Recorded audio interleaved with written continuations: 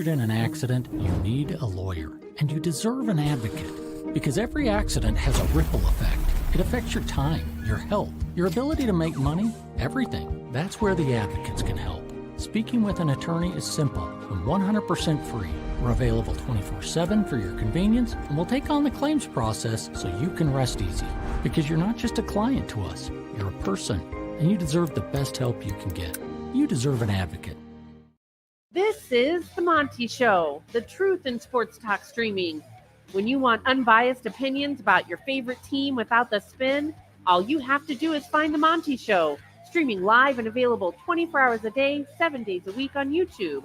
And now, here's Monty. Hey, The Monty Show, live on your YouTube machine, Tuesday, January 14th, 2025 already.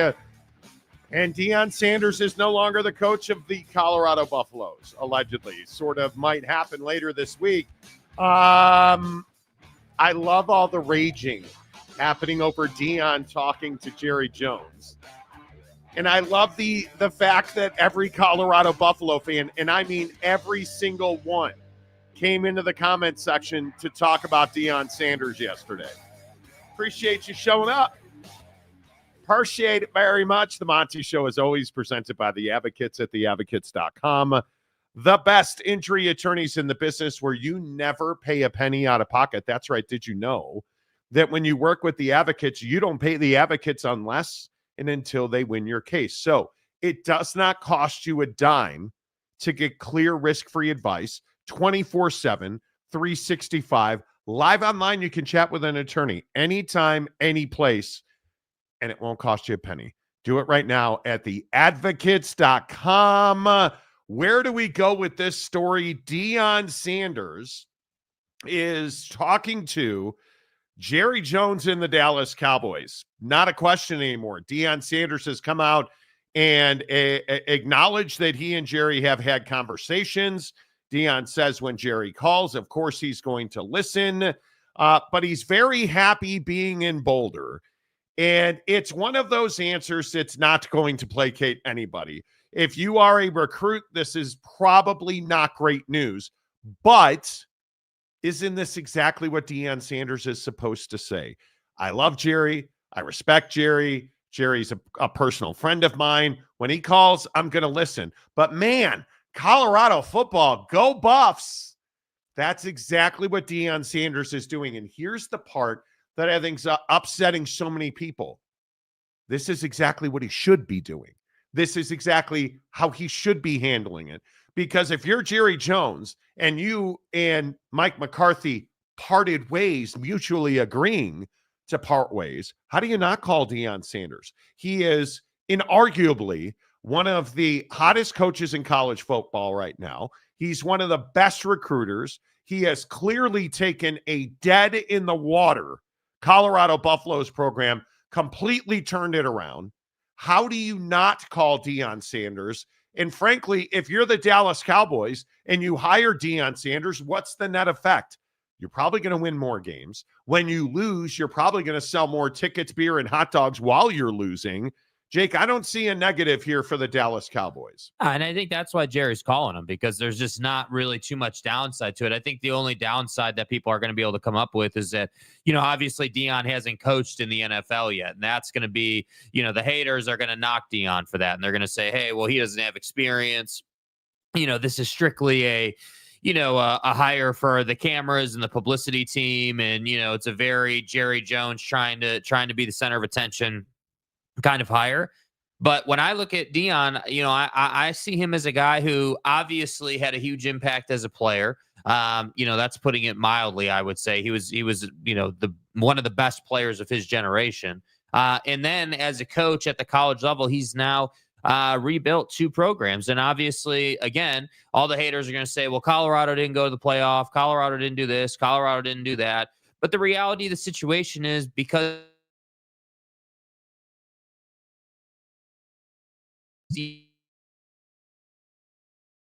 sees somebody who can bring the Cowboys back into a more positive spotlight, back into a position where it's not always about, contract negotiations and, is Dak good enough? I think that's why Jerry Jones likes Deion. I'm not so convinced that Jerry's like, oh, well, Deion's going to go out and win me Super Bowls. I don't think that anybody can say that right now because he hasn't coached in the league yet. So I don't think there's too much downside for the Cowboys, but I think for Deion, there is a lot of risk here. And I think this is probably why, if you're Deion Sanders, you're a little skeptical inside. Now, you're never going to say that, but on the inside, you're probably a little skeptical. Jerry Jones is someone who turns over his head coaches all the time. Jerry Jones has shown not to be a great general manager. The Dallas Cowboys, under Jerry Jones's leadership, have shown to be an organization that's always, sort of in turmoil. They're always, if they're a 10-win team, that's not good enough. They got to be winning Super Bowls. If they're a 5-win team, you're going to fire everybody and everything's terrible and the world's ending. And so I think for Deion, this ride he's been on has been very positive and has been very growth oriented, obviously. And I'm just not sure that the Cowboys for Deion Sanders are the best, first job you could take. I think there's a lot of risk from a career standpoint for Deion Sanders. So we'll see what happens with that. Yeah, I think it is very questionable how Jerry Jones has gone about this. Yesterday, it was announced that the Dallas Cowboys and Mike McCarthy mutually agreed to part ways. Then why did you deny him access to a Chicago Bears interview? Why did you decline to allow that to happen? Because now, as of today, he is free and clear to interview with the Chicago Bears. So all you did, Jerry, was delay your hiring process. You allowed the best candidates available on the market to go talk to every other team while you were dysfunctional in your own house. You disrespected a guy in Mike McCarthy, and say what you want about Mike as a head coach. He is universally liked and respected amongst his peers. This is just Dak Prescott and CeeDee Lamb's contracts all over again. Mm-hmm. The timeline doesn't work.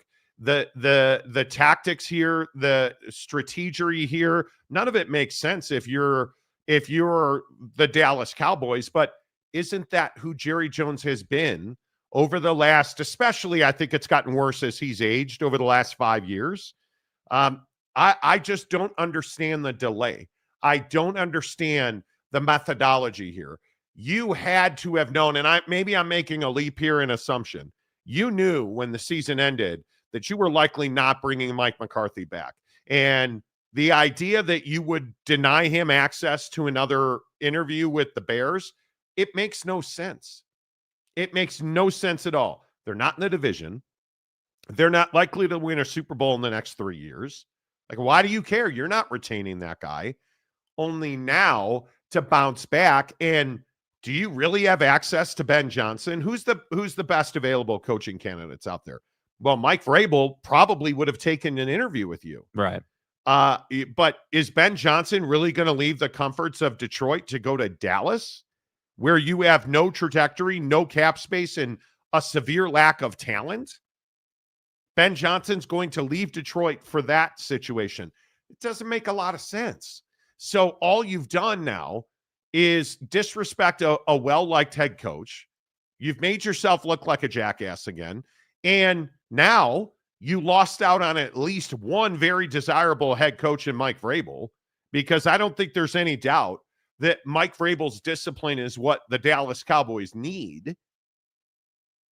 But I also don't think that you have access to the best available coaches. Well, and I think your point about Ben Johnson the other day rings true in this conversation. I mean, we talked all about, and maybe it was last week when we first talked about it, but we talked all about how Ben Johnson was a guy who wanted to have control over his coaching staff and really wanted to have a lot of say over roster and coaching staff. And that's just not how Jerry Jones runs his organizations. We all know that. And so when you ask the question of, does Dallas actually have access to the best head coaching candidates in the pool this time around? I would agree. I don't think the Cowboys have access to Ben Johnson. I think that whether it's the way they've acted with Mike McCarthy or just how Jerry likes to run the organization, I just don't think that that's an attractive job to a guy in Ben Johnson who reportedly, allegedly is a bit of a control freak, if you will, somebody who wants to have his stamp all over everything. And that's what makes it hard, because I think whether you're Ben Johnson, a really successful guy in the league, the top, head coaching candidate by most people's measurement, or you're Deion Sanders, someone who's having a lot of success at Colorado, having a lot of success just generally in the college ranks. You don't want to come to the NFL to take a job that could potentially flame out in 3 seasons. Why would you throw away everything you've already built? Now, if it was a job where it was like, hey, we're forward-thinking ownership. We've got, we're good. We've been pretty good in the draft. We need someone to develop players. Okay, that's a little bit different. I would think if I was Deion Sanders, I would look more favorably on, the Bears job or several of these other jobs that are open, because ownership is a little bit more realistic, is a little bit more pliable to work with. And I think that's Jerry's biggest problem, whether it's the Mike McCarthy thing, whether it's how he's gone about these contracts with the players. He just feels like someone that's not enjoyable to do business with because he's so stubborn about everything. And that's why I think if you're Deion, you can't take this job.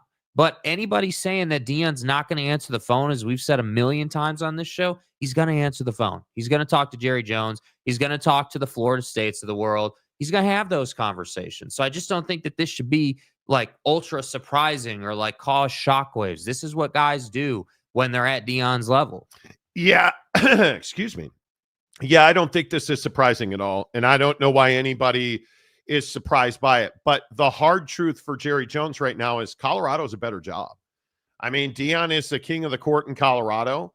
But I think Deion's also an incredible businessman. And smart business guys understand striking while the iron's hot. And I think when you look at where Deion is, his coaching stock will never be higher than it is now. He would have to go on and take Colorado to the college football playoff. He would have to, the heights he would have to achieve to have more success than he has now at Colorado, it's going to be very difficult to do that. And yes, he has dominated in the portal. He's got 2 really good quarterbacks there. You've got one of the top quarterbacks, out of high school. You've got one of the top portal quarterbacks. Like, he continues to bring in talent there. But that's not Shedeur and Travis. So if he was going to leave, as I've said for the better part of 2 months, I think this is the window he would leave in. Right. I don't ever believe he would have taken the Raider job. He has no relationship with Mark Davis. Al and Deion were very close. Well, got news for you. Al's been in the ground for several years now, right? I don't believe he was taking that job. Deion's not taking a call from the McCaskies or Ryan Poles or Kevin Warren. Mm-hmm. It's Jerry Jones. You're not saying no to that. And I'd also point out 3 reports over the weekend that Deion Sanders had interest in or flirted with Florida State, and that Mike Norvell's on the clock and this is his last year. And Deion Sanders, and if you're a Colorado Buffalo fan, I understand it's upsetting. Deion Sanders is one of the best candidates for every major college program that has an opening. End of story. And you don't have to like it. But Boulder is not a place where Deion went forever. I think it is very clear now that Boulder is a place that Deion Sanders went to prove himself, to grow himself as a coach, and to win. And he's done all of those things. And I think the other part of this is I don't believe that this is close to being done. My opinion is that Deion Sanders and Jerry Jones will have really serious conversations about this. I think Deion Sanders is the guy that Jerry Jones needs. Is Deion necessarily the guy that Jerry wants? Probably not. I don't think Jerry wants any brighter stars under the umbrella than himself. Deion Sanders would unquestionably be a bigger draw to the Dallas Cowboys than Jerry Jones. I think Deion Sanders helps them recruit talent. I think Deion Sanders helps them recruit new revenue and partnerships. Jerry is going to pursue Deion Sanders. And what's the other part of this thing with Jerry Jones that not a lot of people are talking about? Jerry Jones, for as much as he loses on the field, How often does Jerry Jones lose off the field? How often does Jerry Jones not get AT&T Stadium built? How often does he not have whatever that thing is that hangs over the 50-yard line and they call it a jumbotron? How often is AT&T Stadium not booked for an event? How often does Jerry Jones not get what he wants? Not very often. And I think if he wants Deion Sanders, he is going to have to pay him now. Jerry doesn't like to pay coaches. And I think we've seen that with Mike McCarthy.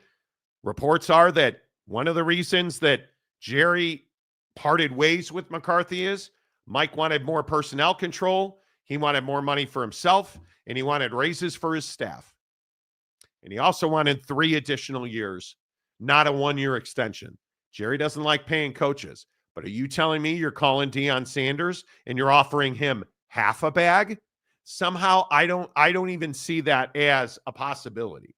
Yeah, I mean, I just don't think that you go after a guy like Deion and you go halfway after him. I think you're exactly right. I think if you're going to go after Deion, obviously from Jerry's side of the negotiation, there's risk in the sense that Deion's, would be a new head coach in the NFL, but you're not doing it to win games per se. And I think that's the conversation. Jerry Jones loves to be the center of it. And if you hire Deion Sanders, and let's say that Deion comes in and crushes it, and, you're a playoff team in year one, maybe, you go wild card weekend, you lose. Okay, great. That's a huge success if you're Deion Sanders and Jerry Jones, given their contract situation on their roster. So I just think that Jerry Jones, you're exactly right. He does get everything he wants. He does, whether it's the building or have an event after event or, whatever it might be, or his business dealings before he owned the Cowboys, right? How do you think he came into ownership of the Dallas Cowboys? I can tell you it wasn't by not making money, right? Obviously, this is someone who's very good at business. So to me, this is the guy that fired Tom Landry. This is the guy that made not a huge hire, but a splashy hire in Jimmy Johnson. A splashy hire in Barry Switzer, right? Like, so you not only bought the Dallas Cowboys, but you fired Tom Landry. Then you go out and hire Jimmy Johnson, Barry Switzer. Like, he's hired that guy before. He's hired Bill Parcells. Let's not forget Bill Parcells. Those of us that were actually on this earth when Bill Parcells was a behemoth and a legend, when Bill Parcells went to the Dallas Cowboys, that was massive news. Jerry's been down this road. And the fact that people at ESPN are saying the talks are ongoing, this is going to get close. This is going to get very close. And again, is the Cowboy job better than Colorado? Not necessarily. No. But is it the right move for Deion Sanders? I think I can make a hell of an argument that it is. Because I think his success at Colorado without Shedeur and Travis is going to be very difficult to replicate. But again, as much as I think there are huge wins in the portal for the Big 12, I think the Big 12 is part of this conversation as well. The damage of losing Deion Sanders to the NFL would be immeasurable for the Big 12. The TV audiences alone that would be lost with Deion Sanders going to the Dallas Cowboys would be immeasurable. Yeah, you're not getting millions. An 8 million view game with BYU. That's not happening. And millions and millions and millions. I mean, look around viewers. the Big 12. If Deion's not there, who are you looking to? Who's your headline coach in the Big 12 at that point? I mean, the elder statesman would be Kyle at Utah and Gundy at Oak State. I mean, this would be incredibly damaging for the Big 12. As a brand, as a moneymaker, this would be incredibly damaging for the Big 12. I don't know, because if you're Colorado, where do you go? Yeah, I don't know. You're going to have to do. I don't think that there's just an obvious choice to replace Deion Sanders, and I'm not sure that you want to be the guy that replaces the guy in this situation. I'm not sure you want to step in for Deion. That's, I don't know where you go here this late in the cycle, because I think the other thing you got to remember, kids don't come to Colorado to play for Colorado. And Buffalo fans, again, I know that this has been a huge talking point. These kids didn't sign to play for Pat Shurmur. Julian Lewis didn't sign to play because he loved the Colorado Buffaloes. He's there to play for Deion Sanders. What happens when Deion leaves for the Dallas Cowboys next week, if that were to happen? Well, instantly, these kids get 30 days to get in the portal. Do you know the Pier 6 brawl that would ensue for Deion's roster? And I know everybody on this show says he sucks and he can't recruit.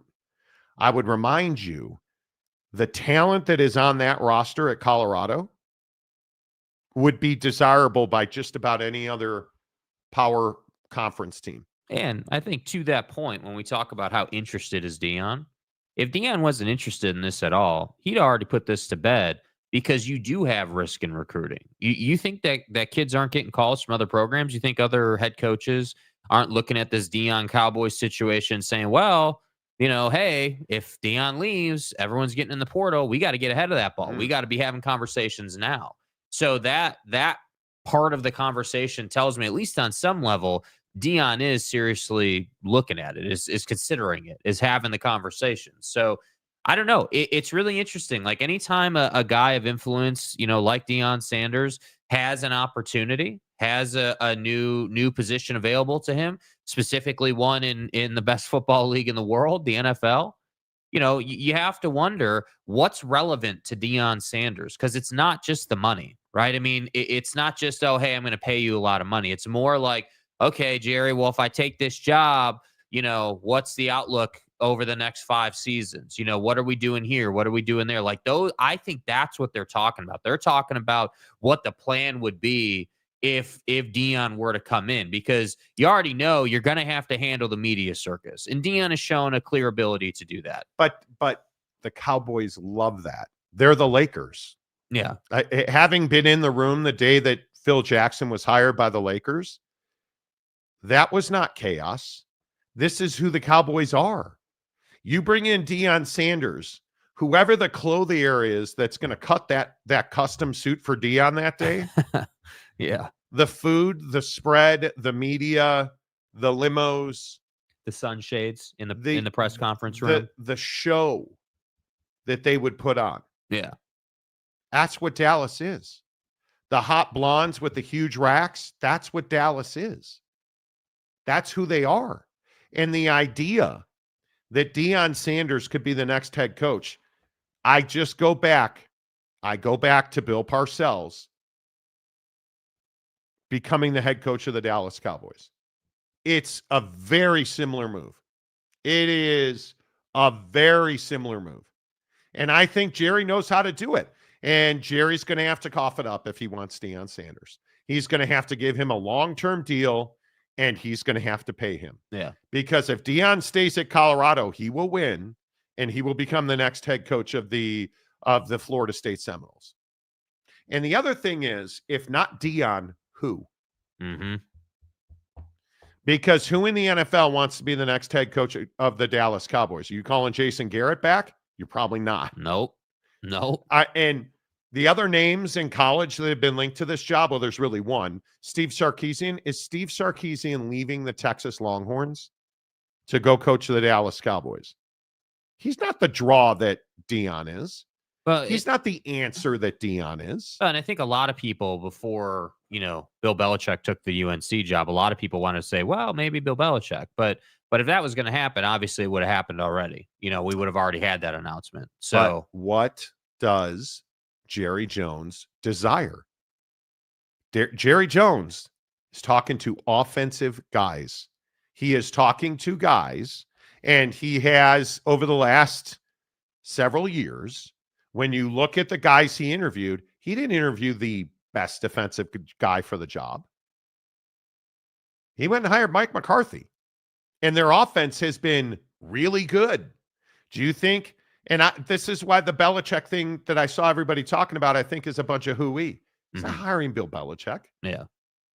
He wants the best offensive guy because Jerry wants a show.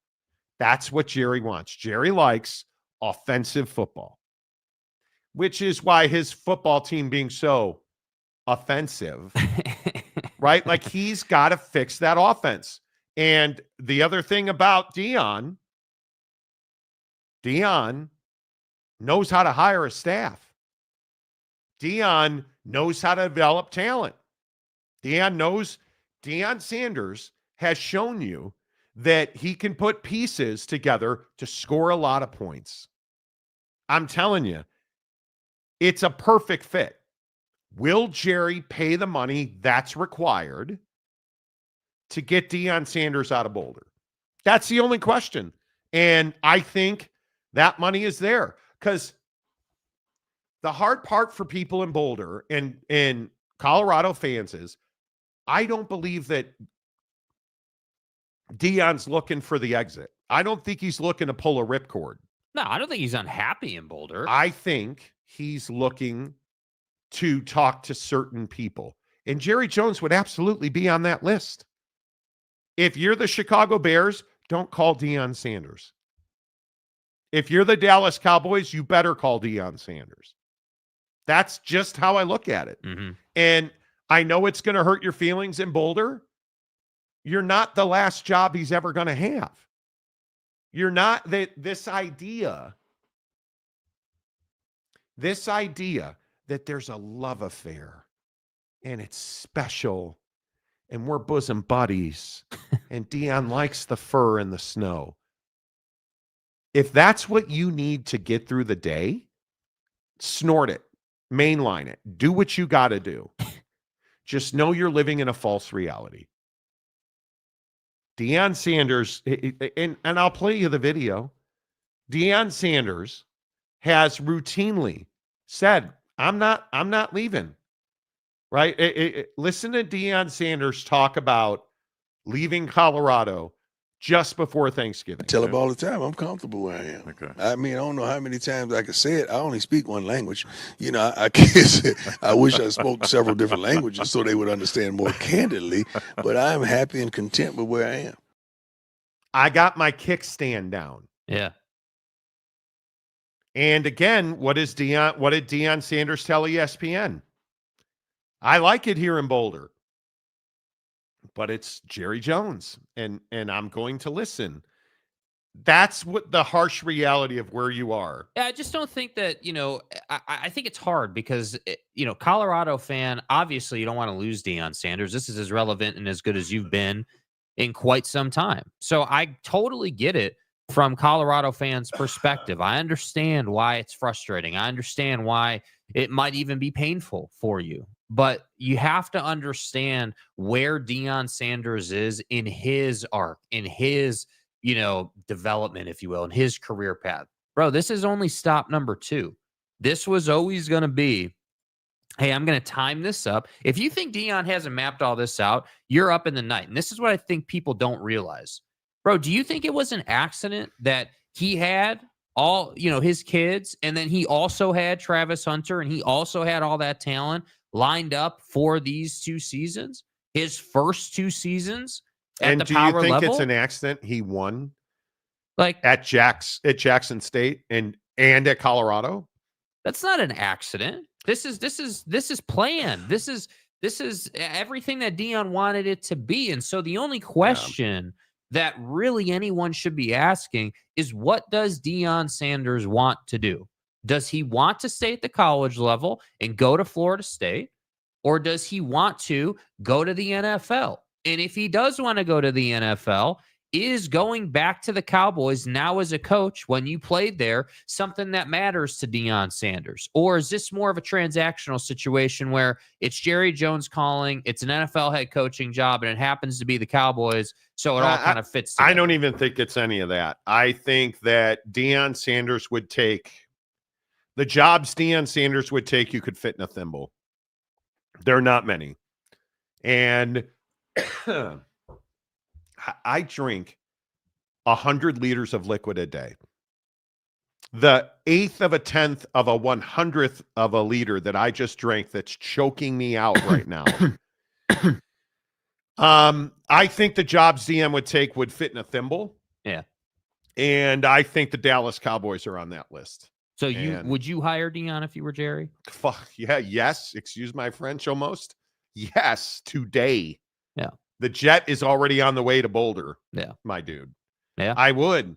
And, I was talking to a guy yesterday about this, and I said, excuse me, what do you think Jerry Jones would do to get Deion Sanders? And, one thing that was brought up to me that I think is really interesting, Jerry Jones would buy Deion's house in Boulder,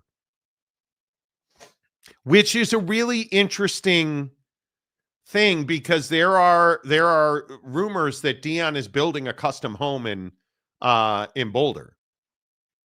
And if you're Deion and you're building a custom home, are you thinking you're leaving soon? You're not. But if you're building a custom home and you already have a beautiful home, that's money out of your pocket. Because as soon as Deion puts that home on the market, or as soon as he takes the job in Dallas, what happens to the property value? Right. Goes down. I think that's a really interesting point. What's the compensation package going to have to be to get Deion to leave Boulder? And if he truly is, and I don't know if it's true or not, if he's building a custom home in Boulder, Jerry's going to have to buy that house. I would guess. Yeah. I would guess. Yeah. And I think he will. I also think, and this is something that Mike McCarthy and Jerry Jones battle over, you're going to have to allow Deion to hire his own coaches. And I can tell you right now, Warren Sapp's going to be one of those guys. And I would agree with you. I think Deion's shown the ability to hire great staff. I think that's just not in question. I think that he's had big name after big name want to coach with him. So I wouldn't personally have any problem with Deion hiring his own staff. I think when you talk about like footballing and X's and O's, where the rubber meets the road is the money situation with the roster. Understanding, hey, who is expendable here? Dak's not expendable. Obviously, Lamb's gonna be there. What are you doing? What are we doing with Micah? And how can we improve this offense? Those are the questions that I think when you talk about, hey, what's the compensation package got to look like? Part of that compensation package has to be that they're on the same page about what the plan is. Because I'm telling you right now, one thing Deion has had at Colorado is a blank check to go out and get people. But did anybody hear? It's really interesting. Did you hear Rich Raikman said, is the Dallas job desirable? I don't think it's desirable, like I talked about earlier, to Ben Johnson. I think it's desirable to Deion Sanders, because would it be easy for Jerry Jones to fire Deion Sanders? No. Does Jerry Jones fire coaches willy-nilly? No, he doesn't. How much rope did Jason Garrett get? A lot. Look at this situation with Mike McCarthy. But what did Jerry do to Mike McCarthy? Jerry tinkered with his staff, tinkered with his roster, made bad decisions, didn't sign Dak when Mike McCarthy wanted Dak Prescott extended, right? So I just think it's not for everybody. Yeah. But it's for Deion Sanders, because Deion can handle that. He can handle controversy. He can handle his kid filing bankruptcy in the middle of a football season. He can handle all of that. Yeah.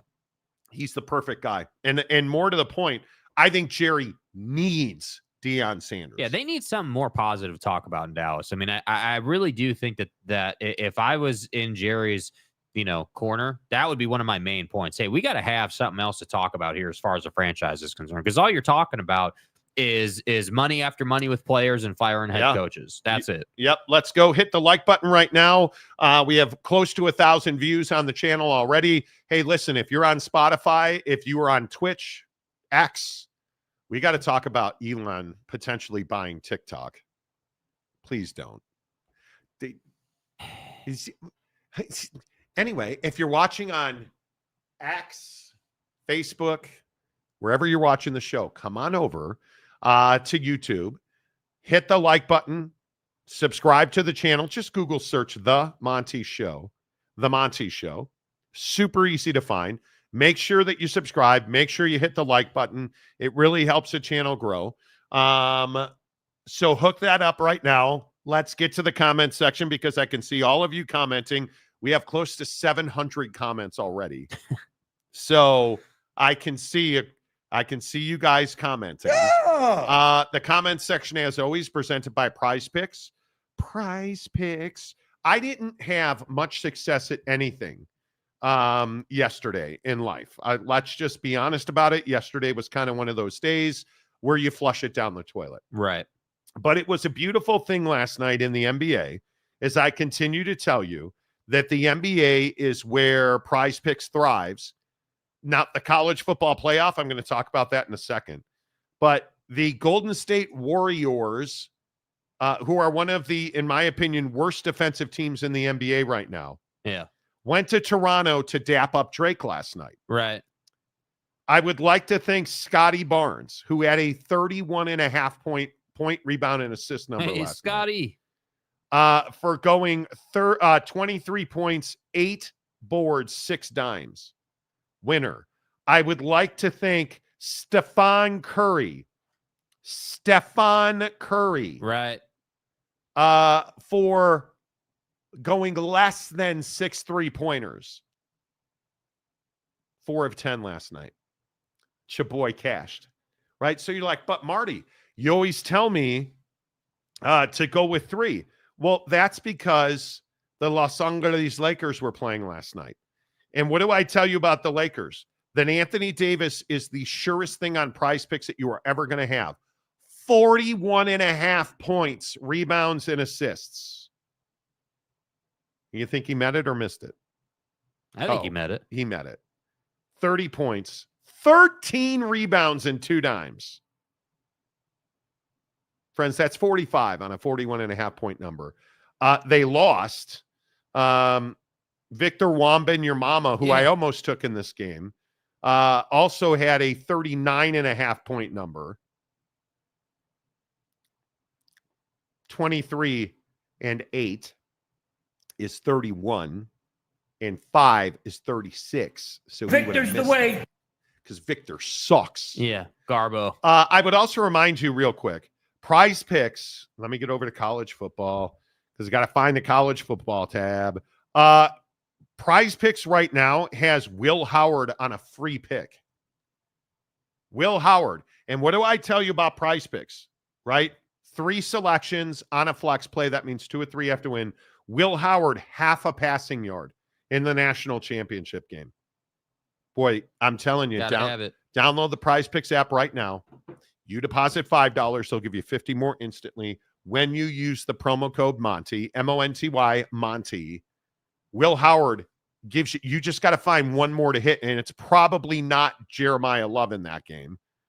I would probably go with one of the Ohio State receivers. It's probably not Riley Leonard for more than 170.5 passing yards. No. Go ahead and take an easy less on that one. Coming up in 20 minutes, I do want to talk about Will Howard. Why do Ohio State fans want to downgrade Will Howard? The disrespect of Will Howard is remarkable to me. We'll talk about that in 20 minutes. Is Deion Sanders leaving? Is Deion Sanders leaving Colorado to go to Dallas? First one in, Zesty's Retro and Games, who's been a member for 22 months. Nice. Go Chiefs. Anybody notice that the Kansas City Chiefs got the entire officiating crew for their game this weekend? Have a minimum of 5 games that they've worked for the Chiefs. The head official that is working that game, the Chiefs are 6-0 with him as the head official. Combined on that officiating crew, the Chiefs have lost 1 game. 1 game. And on that crew, they've officiated over 60 Chiefs games. Combined, all of those dudes. 1 game they've lost when that crew is on the field. So you have an all-star officiating crew. and the Chiefs have lost one game. So you're going to tell me the NFL isn't trying to help the Chiefs? That's what you're telling me. Mm-hmm. Somehow I don't buy that. Right. The Chiefs are winning this weekend.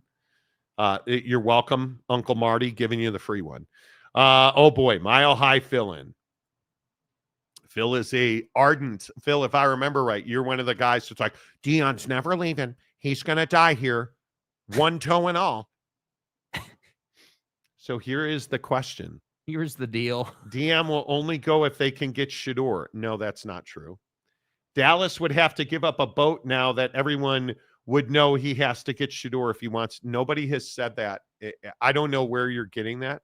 That has not been part of the equation. They just extended Dak Prescott. So you think they would go and get Shador Sanders. Do you understand the dead cap money that they would have to deal with?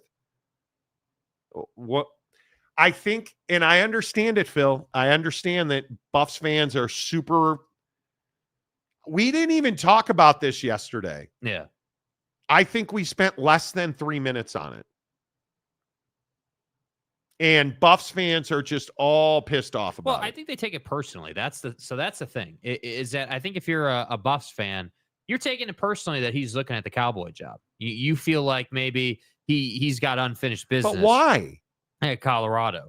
I'm not saying I agree with that. What I'm saying is that Colorado fan thinks that because Deion hasn't, been in the college football playoff, or there's always a, you know how it is with college football fans. There's always a higher watermark that you got to get to for them to feel fulfilled. And I think that's what Colorado fan is going through. Yeah, I don't quite understand it. I really don't. Mike Smith, Jackass Jerry would be dumb enough to hire Prime. But why is hiring Deion Sanders a bad move?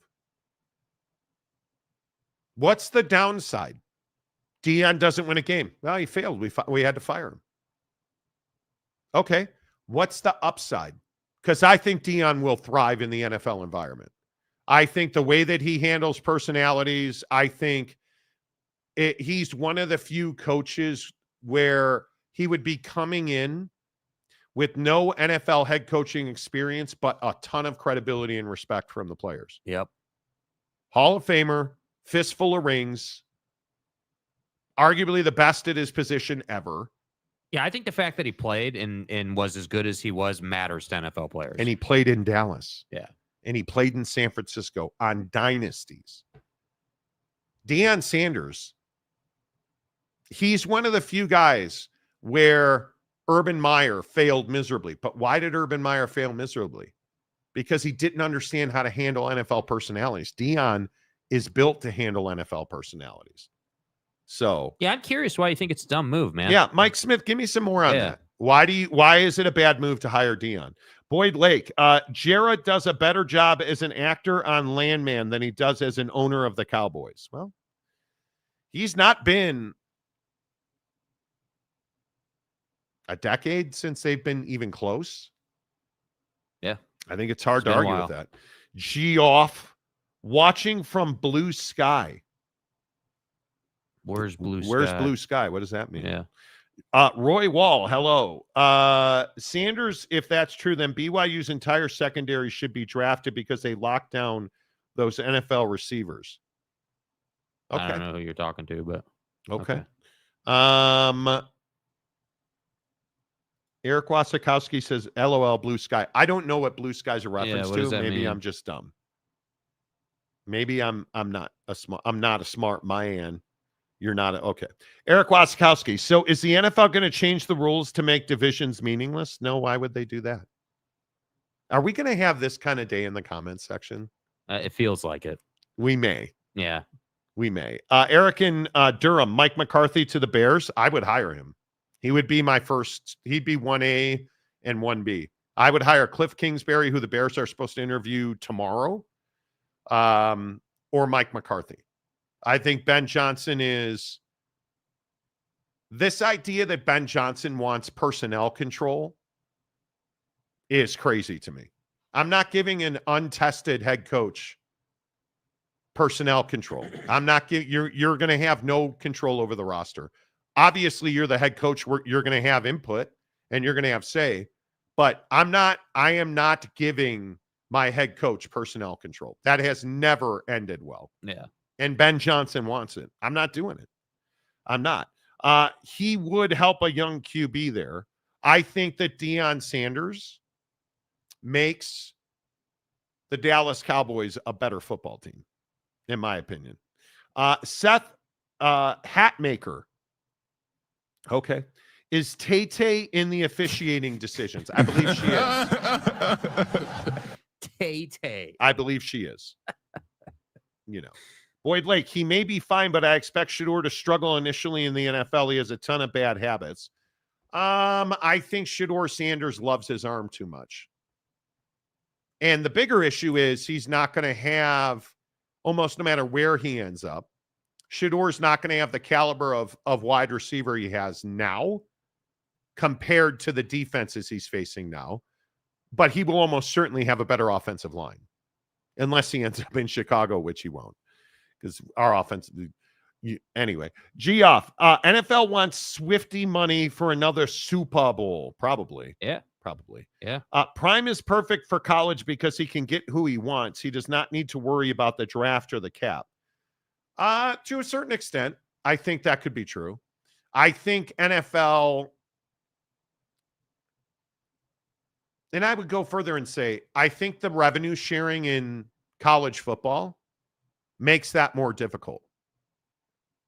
And I think when you look at parity across college football, revenue sharing and NIL kind of, is NIL going away? It's not, but revenue sharing changes and I think lessens the impact of NIL. Mm-hmm. Now it's going to be how much of your revenue am I going to get, right? So you can guarantee a kid a paycheck and a percentage of that salary cap, if you will. Well, and the revenue share. There was a video that went around Twitter this week. I think it got put out Sunday, I believe it was, but of Deion in that first speech he gave to his team, the first talk he had with his team without Shedeur and Travis. And he was talking about how, like, hey, for seniors, if you're not going to class, if you're getting, D's and, F's or whatever, we're going to take your money. And so when you talk about money and how NIL is changing, Deion's not scared to just say, like, hey, if you're not handling your business, you're not going to get paid. And I think that narrative, I think translates well to the NFL in the sense that Deion's more than happy to tell a player, hey, here's the tape. You're not doing what you're supposed to be doing. How do we fix that? And he would be respected because he did do what he needed to do and he did play and, guys respect him. That's why it works. Yep. DK, I think people would be less pissed if he hadn't told the media multiple times that he'd never go to the NFL. I don't think he said never because he felt his calling was to mentor college kids. I'd have to go back and listen to the things that he said. But I think that Deion, you don't have to like Deion's messaging. And I think a lot of people don't. I think a lot of people don't like the God, Jesus, my calling. I think that makes a lot of people uncomfortable. I think never is a long time. Mm-hmm. And I don't think that Deion Sanders has ever said, I'm never going to the NFL. I don't believe that he said that. I think that Deion has made it clear he likes Boulder. I think Deion has made it clear his passion is making men out of boys. I think his passion is mentoring young people. I think his passion is, like, there was a tape that went around, I think I even retweeted it, of Deion telling his kids, if you don't go to class, we're going to hit your paycheck. You're not going to go to class, sit in the back and be on your iPad all day. Yeah. In your classroom. You're going to go and you're going to sit in the front of the classroom and you're not going to wear wife beaters, a tank top. You're not going to wear a wife beater and slides. No slides on campus. You don't have to like it, but I think it's fantastic. I think Deion's messaging and the way that he impacts young men, I would love for my son to play for Deion Sanders. I think it's really important. That messaging is critically important in my opinion. But I don't know that he said never. Has he intimated that he would be at Colorado for a long time? Sure he has. My kickstand's down. Right? Okay, I get that. But guys like Deion do not generally say, I'm never going to the NFL. We're not talking about the Jaguars here. You guys understand that, right? Like, it's Jerry Jones. And Who he is personal friends with. yeah. They have a long-standing relationship. They are very close. So let's be very clear that this isn't like, oh, well, Deion's looking at the NFL just because. No, Deion's considering this conversation because his close friend and owner of the Dallas Cowboys is calling him saying that he's interested in Deion being the head coach of his football team. So of course he's going to have that conversation. Yep. So I just don't like, I think what college football fan likes to do is they like to take a situation and change it enough so it works for how they feel. Colorado fan is trying to intimate this morning that Deion Sanders is somehow leaving too soon or is going against his word or, said he'd never go to the league and now he's looking at going to the league. Let's not try to tarnish Deion's name and his character. Deion's having this conversation because his friend, Jerry Jones, the owner of the Dallas Cowboys, is calling him saying, hey, I could really use your help. Would you be open to coaching the Dallas Cowboys? Is that a conversation you'd be willing to have? And clearly Deion's willing to have that conversation. So we're not talking about the Titans or the Jags or the Panthers or, rando NFL job. No. We're talking about a headline job here.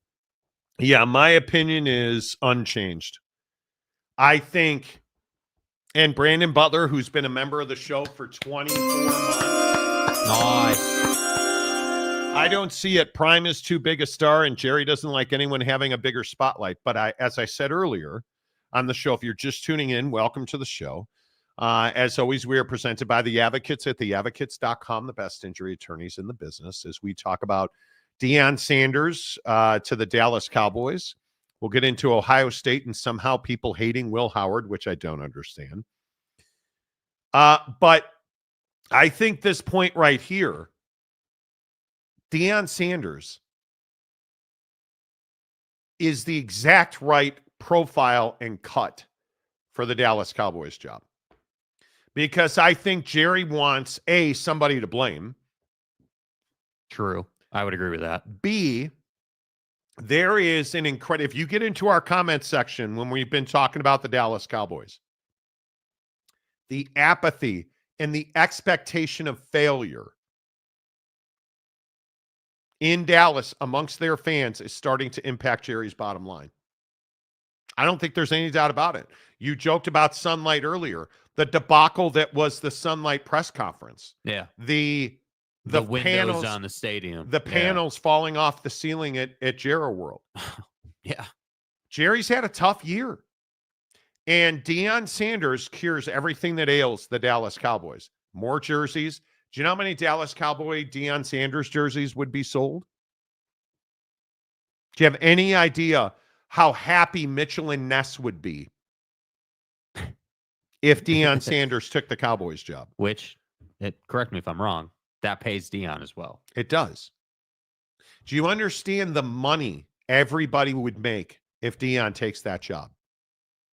That's why buying his home in Boulder, not a problem. The private jet, he would borrow the Chicago Bears private jet to fly their head coaching candidate. He would sit and coach. Deion, we sent you a coach. Can you imagine Deion Sanders flying coach to Dallas? The Bears yesterday, if you missed it.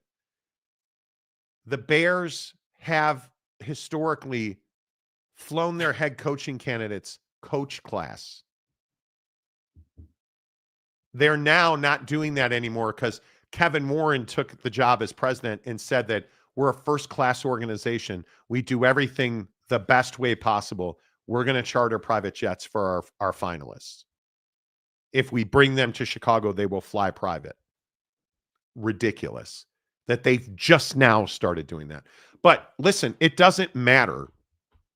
Deion Sanders is the exact cut and profile of a guy that the Dallas Cowboys need. And I don't think it's a matter of, hey, he's too big a star for Jerry. Generally, I would tell you that. I think it's why Jason Garrett was so easily the victim. I think it's why Mike McCarthy will be the next head coach of the Chicago Bears. And I think it's why you need Deion, because that team's going to be bad. Yeah. For several years because of how poorly they've handled the salary cap. That's what I'm saying. Repeatedly. This question about how they both view the future of the team is the conversation. They can figure out the houses and the jets and Deion's salary and you can figure all that out. That stuff is easy compared to, hey, who are we going to cut to fix our money situation? That's going to be the hard part. All right, welcome to the nightmare. Prime would do really well in the NFL, especially from a personnel standing. Buff fans need to take the emotion out of it. He was never staying there forever. Totally agree. Yeah. UW fan Jimmy. Hey, Jimbo. Neon Deion is the best recruiter in the game. That's wasted in the NFL. Oh, certainly it is not. Oh, certainly it is not. I agree it is more difficult with salary caps and it's a hard cap. I totally agree with that. But when you look at guys and you look at free agency and you look at this Cowboys roster is going to go through a dramatic change. Yeah. A dramatic change. They are going to have several years of ball crushing cap decisions. It's just the reality of the situation, right? But if Saquon Barkley, do you think there was any recruiting that happened with Saquon Barkley? If you're Saquon Barkley and Deion Sanders calls you and says, hey, come be the face of the Dallas Cowboys, are you saying no? I don't think you're saying no. Oh, there's recruiting that goes on in the NFL, and it is massive. Yeah, I mean, I think, the Saquon thing's a good example. The Devontae Adams situation was a good example of this. Massive. I mean, you look at, I mean, there's always big names in free agency working in the NFL. There's always, players in the NFL, even more now than ever. It's not to the extent of, let's say, English football or the NBA. It's not to the extent of the NBA, but players in the NFL control where they play. And the other thing that I think you have to remember is one of Deion's closest allies is Drew Rosenhaus. Yeah. Powerful agent. Who is one of Deion's close personal friends? Pac-Man Jones. You look at the network. Look at Warren Sapp. Everybody said Deion was toxic for bringing in Warren Sapp. It turns out Deion knew exactly what he was doing, and Warren Sapp has turned out to be a hell of a defensive line coach. Yeah, Warren Sapp fell in line. Right? Recruiting matters. Trust me. Recruiting matters. Jay Sanders, it seems more likely the Raiders will hire Deion. I don't think Deion is going to Las Vegas. And the Raiders have straight up said they have no interest in Deion Sanders. I think this concept of, hey, first of all, the idea that Deion's looking at the Raider job is foolish. He's not going to the Raiders. But let's say that Deion was looking at a bunch of different jobs. This concept of, hey, whoever hires Deion has to draft Shador is unfounded. That's not true. And I think everyone just assumes that that's the setup. It's not.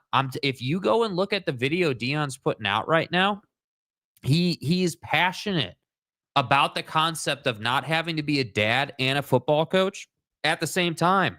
And to me, I look at Deion and I say, you're right. What better opportunity is there to get to a prime spot for your career and take a 5-year jump than Jerry Jones and the Cowboys? You wouldn't go to the NFL and have your first job be the Raiders or a job where you can wash out of quickly. Now, I will say, if I'm Deion, there better be protection in that contract. There better be, hey, I've got, 3-4 years guaranteed.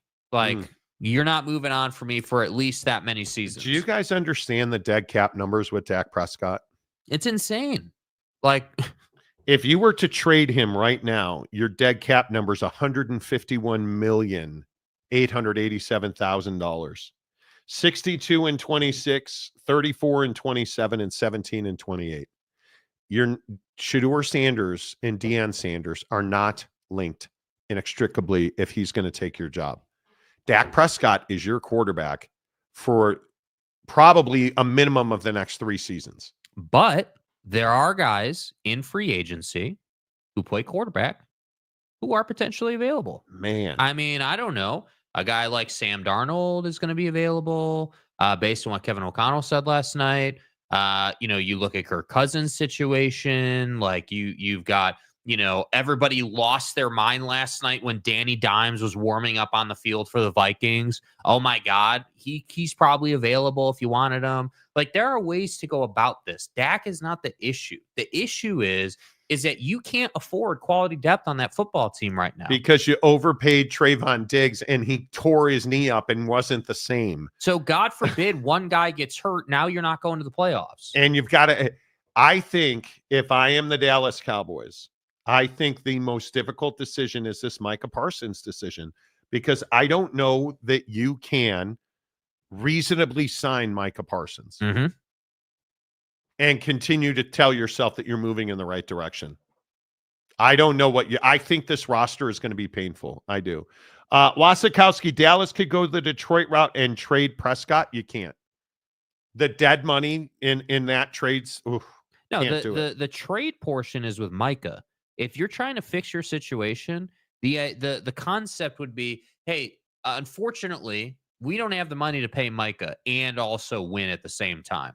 So trade Micah, unfortunately, but trade Micah. Or trade CeeDee Lamb. Or trade Lamb. Because Lamb's contract number, his dead cap number is only $58 million. Yeah, right. Exactly.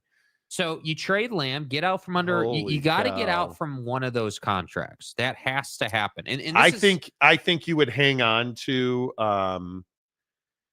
Oh my God! If you, boys, if you cut CeeDee Lamb after June 1st, your dead cap would be $35.4 million. If you trade him, your dead cap this year would be 7.6, and you'd save $28.5 million. But your dead cap for 2026 it'd be $22.8 million. Oh, it's a ton. God. It's a ton. And that's why I'm saying, oh my God.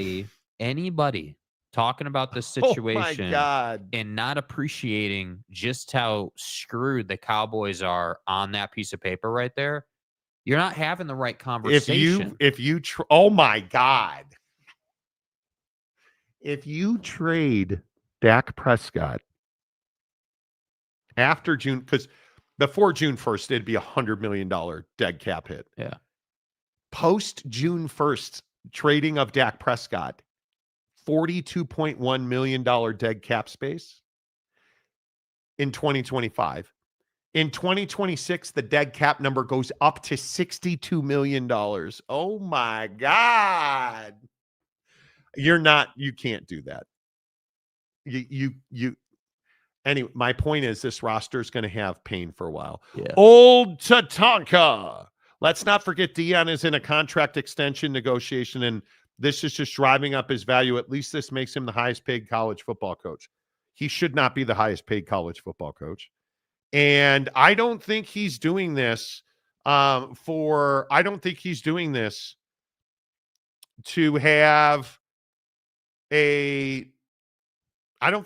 this for leverage. I really don't think he's doing this for leverage. I truly do not. I think Deion Sanders is doing this because it's what's best for Deion Sanders. The Dallas Cowboys are almost a can't-lose situation for Deion. If he goes to the Cowboys and let's say he lasts 2 years, gets fired, whatever, what college program's not going to hire him if he wants to continue to work? Come on. Calford gifts 20 Monty Show. Nice job, dude. Good to see you, Calford. Hope you're doing well.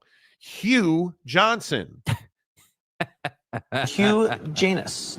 That North Central Texas football team has been insignificant for a generation, yet you talk about them in the middle of the playoffs.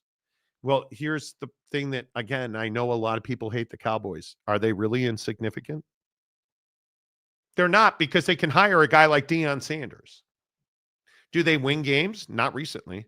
Not this year they didn't. but insignificant. Okay, so let me get this I right. feel like that's your hate talking. Yeah, let me get this right really quick. And this, I think, speaks to a bigger conversation that we see on the show all the time. Your point is, or the point you're trying to make, is that because the Cowboys haven't made the playoffs or haven't been good in a while, that they're not relevant. First of all, I just disagree with that. It's the Dallas Cowboys. The Blue Star is always relevant in the NFL because it's Jerry Jones and he dominates the conversation. So whether you like that or not, and I'm not even a Cowboy fan, I'm an NFL fan. So, and I'm a Bears fan, which means I don't have happiness in my life. So to me, number one, I disagree with the idea that the Cowboys are just not relevant. And secondly, and this is the part that I think is kind of silly with all due respect, you guys are talking about the Cowboys in the middle of the playoffs. What do you want us to talk about with the game last night? You want us to talk about how absolutely embarrassing the Vikings have been the last 2 weeks? Do you want us to talk about how great of a coaching job Kevin O'Connell did or how much money Sam Darnold lost over the last 2 weeks? Yeah, right? Like, do you want us to talk about that? Do you want us do you want us to talk about, what Saquon did against the Rams earlier in the season? Like, no, dude, Deion to the Cowboys, make no mistake about it. It's only divisional weekend coming up. We're not talking about the Super Bowl. So with all due respect, Deion to the Cowboys and Jerry Jones trying to figure out how to fix this dumpster fire of a roster is the absolute lead in the NFL right now. Do you guys understand? Let's be realistic. Let's take off our fantasy. Hey, stay hard. Okay, put all that away. Zip it up, right? Right. The Dallas Cowboys are stuck with two terrible contracts, in my opinion, in Dak and CeeDee Lamb. And we can sit here and we, again, stay hard, fantasize about trading. You're not trading Dak Prescott or CeeDee Lamb. You're locked into those contracts for at least 2 more years. And you did that to yourself, by the way. Which is not the end of the world because, again, Dak Prescott statistically is one of the best pocket passers in the NFL. Right. And CeeDee Lamb should be a 1,500-yard receiver every year. You don't have a running back. You don't have an offensive line. You don't have a defensive line, and you probably can't afford to pay Micah Parsons. And one of your biggest salaries in Trayvon Diggs is injured and isn't the same player he was before the knee injury. They're in real trouble. You hire Deion Sanders to sell more tickets and jerseys, and that gives you a bridge to getting over these terrible personnel decisions you've made. That's the reality of this job. It's going to be year 1 in Boulder if he takes the Dallas job. Do I think it's likely Deion Sanders takes the Cowboy job? I don't. I would put it at 30% today. But notice he didn't say I'm not taking the job, or it was great talking to Jerry, but I'm really focused on Boulder. And, we have something really special he here. He didn't shut it down at all. He didn't shut it down at all. And again, ESPN is reporting talks are ongoing. If we get more updates on this today, I'll go from 30 to 50. And if they're going to hire Deion Sanders, today is Tuesday, it'll be done by Friday. That's the reality of it. Yeah. But I can tell you now, as a Bears fan, and again, I have no joy in my life as a Bears fan. Anita Dick and me. I have no joy in my life. Admittedly, it's been a rough go. Mike McCarthy's the right guy for the Chicago Bears. I love what Ben Johnson's done in Detroit. I'm not giving that guy personnel control of any kind. You're my head coach. You're an offensive guru. I want your input on this receiver, that lineman. But totally get it. I want you to have nothing to do with defense. And I don't know. I don't like that type of reporting or that type of storyline or narrative on a potential a candidate for your head coaching job. I'm with you. I think for the Bears, and this impacts the Cowboys, obviously. Excuse me, it's the Bears. The Bears, the monsters of the Midway that never were now. For the Bears, it's McCarthy and Cliff Kingsbury. Those are the two. Both have strong reasons to hire them. It's 100% just a philosophical decision on, do you want more experience or do you want the younger guy and play the relatability card? And so to me, I look at the Cowboys. And I think I guess you almost say this every day on the show. Like, you do have to take your emotion out of this. Yes. If you're a Deion hater or a Colorado fan, Bro, I don't care if you hate Deion Sanders. I don't care if you think that he's a terrible human because he's looking at leaving Colorado. Colorado's always been a stepping stone. Colorado's for Deion. Colorado's always been a stepping stone in his career. Colorado's always been a proving ground. Hey, I was at Colorado, a lower end power program, and I brought them to prominence in the Big 12, competing for a Big 12 title. He's done what he needed to do at Colorado. He's not winning a national championship at Colorado, and everybody knows that. I think the absolute top of the mountain for Deion is a college football playoff berth. And that's it. You're not winning a natty there. Yeah.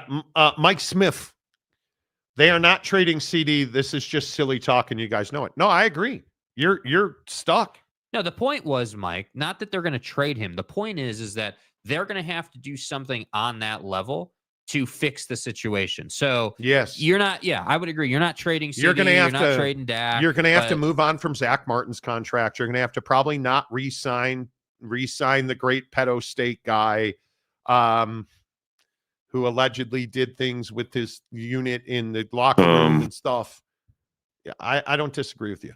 I don't. Yeah, JC. What's wrong with you guys? I don't watch the show to edumavade. Okay. All right. Mike Smith, the most valuable sports club in the world, not just in the NFL, correct? Agreed. Monty should wear a paper bag when the Bears don't hire Ben Johnson. Look, I have a lot of respect for what Ben's done in Detroit. He's asking for too much personnel control. And the other sticking point is he wants full control over his coaching staff. You haven't earned that. You have not earned that. Has Mike McCarthy earned that? Full control of his coaching staff. Yes. Look at what the Commanders are doing with Dan Quinn. Yeah. Look at how good the offense in Dallas has been under Mike McCarthy. This year aside, Dak got hurt. He's been one of the top offenses in the NFL since he got there. His staff is really good. Mike McCarthy is the right hire. He's not sexy. That shape, it is what it is, Mike. Fathead. He's not the sexy hire. He's not the Ferrari. But you know what he is? Mike's the Ford Explorer that you can take to the grocery store. You can load your kids in. You can go to soccer. You're going to have a really nice life. You're going to be very safe. You're going to lose in the playoffs in the first round every year, but that's better than where you are now. Shut up. You're going to have one of the top offenses. You're going to have one of the top offenses in the NFL. Like you are. Mike McCarthy's the right hire for the Chicago Bears. And certainly he would be their best head coach they've had in Lord knows how long. I mean, a decade at least. The eye patch. And people were talking about how bad some of the college football playoff games were. Embarrassing. Vikings, Broncos, Chargers. Terrible. Yeah, all the buffoons that said that the Bills were on upset alert versus the Broncos, I'm still waiting to hear from you. Yeah. Cam Duncan. Deion pretty much said yesterday in his statement he loves Boulder. Said it was intriguing that he had talks. He loves Boulder and the student. Well, what Deion said yesterday was to hear from Jerry Jones is truly delightful. And it's intriguing. I love Jerry and believe in Jerry. After you hang up and process it and think about it, it's intriguing. But I love Boulder and everything there is about our team, the coaches, our student body, and the community. Okay, if he was staying in Boulder, why didn't he say, hey, it was great to talk to Jerry, but, you know, we have unfinished business here in Boulder, and I'm committed to our program. This is not no.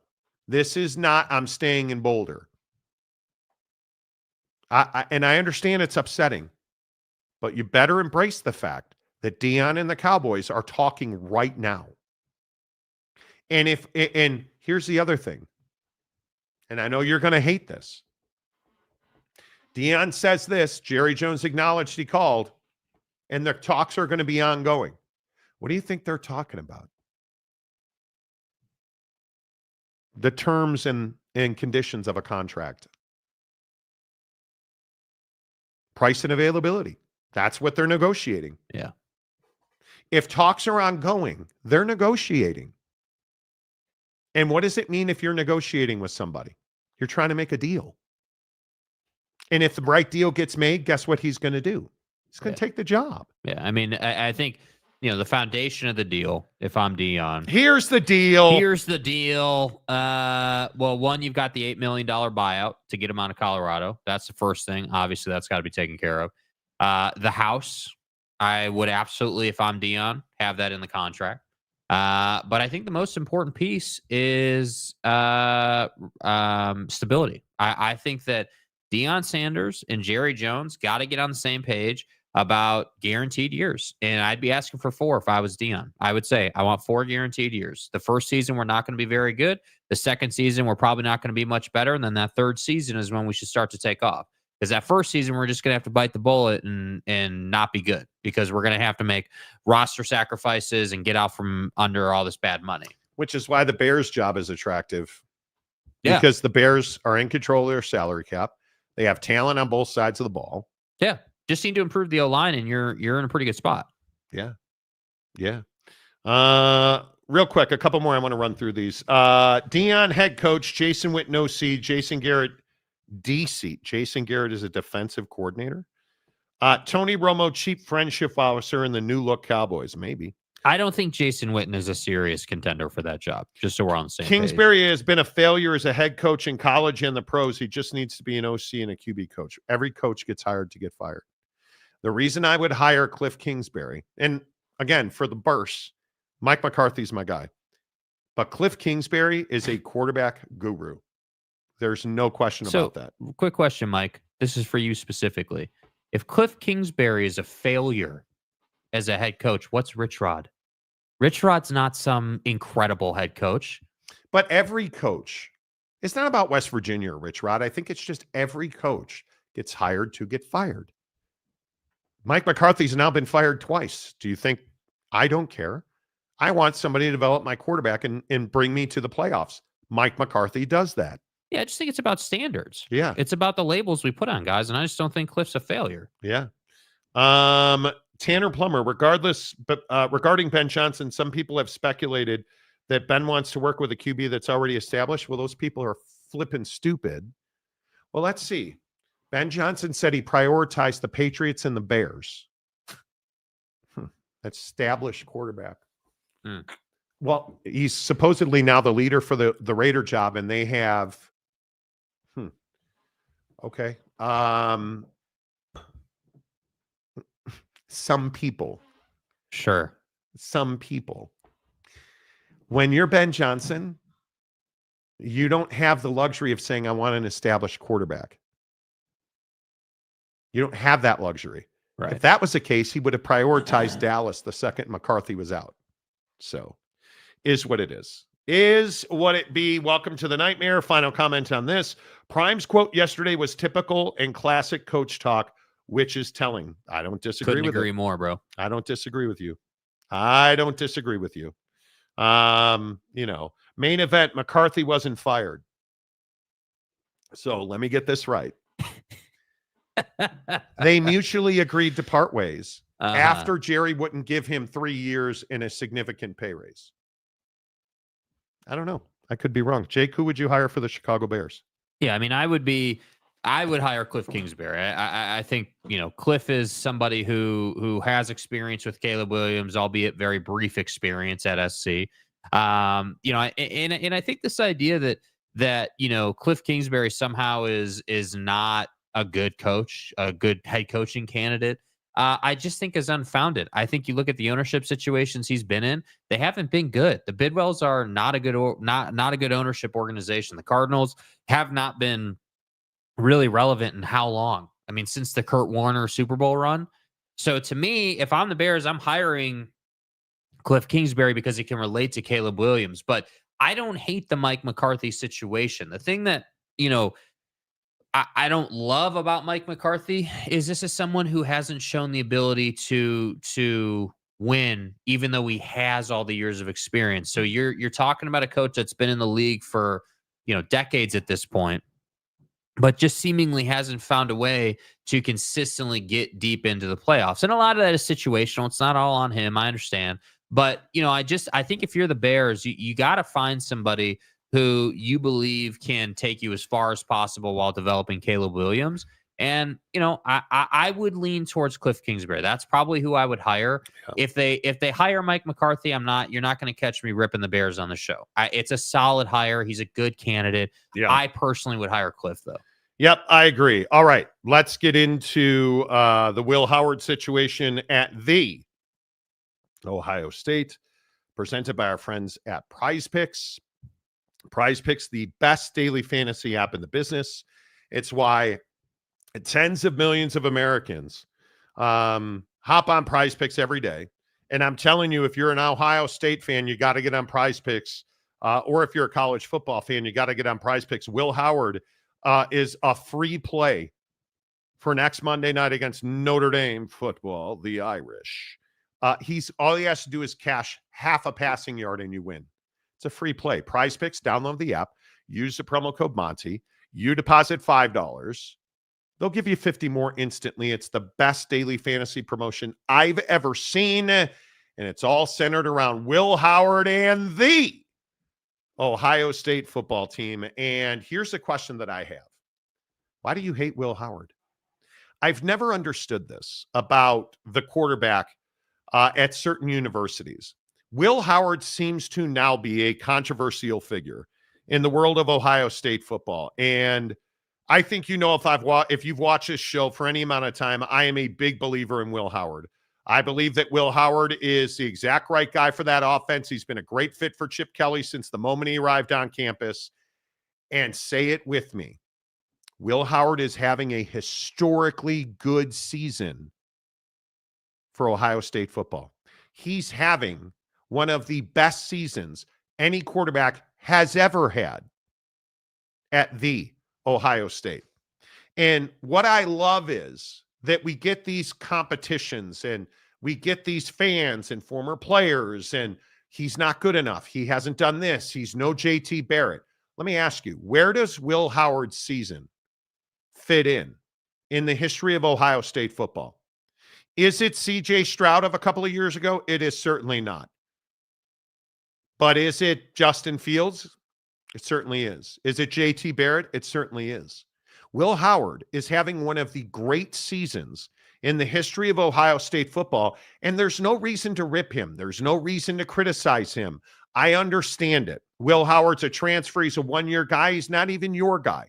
But Will Howard, in my opinion, is the exact right guy for this football team. And when you win the college football playoff on Monday night against the beloved, Will Howard's going to be a big reason why. Yeah, and I think that, Will Howard is someone who has been through the adversity, right? He's helped lead this team. And I think it's really interesting that he, through no fault of his own, has turned into someone that people just like to hate on. And part of me just thinks, maybe this isn't necessarily about Will himself. Maybe the numbers are just, a side effect of people being pissed that a one-year transfer has essentially led the Ohio State Buckeyes to what everyone thinks is going to be a national championship on Monday.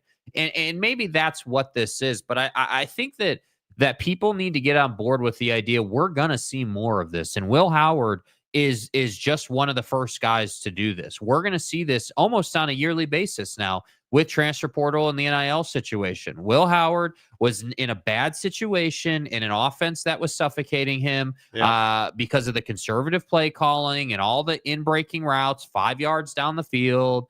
And so what did he do? He went somewhere trying to accomplish two goals. Number one, he needed to improve his draft stock. He knew that he wanted to play in the NFL, and to do that, he had to go somewhere that allowed him to throw the ball down the football field and show off his talent. Obviously, Ohio State checks those marks, so he's accomplished that.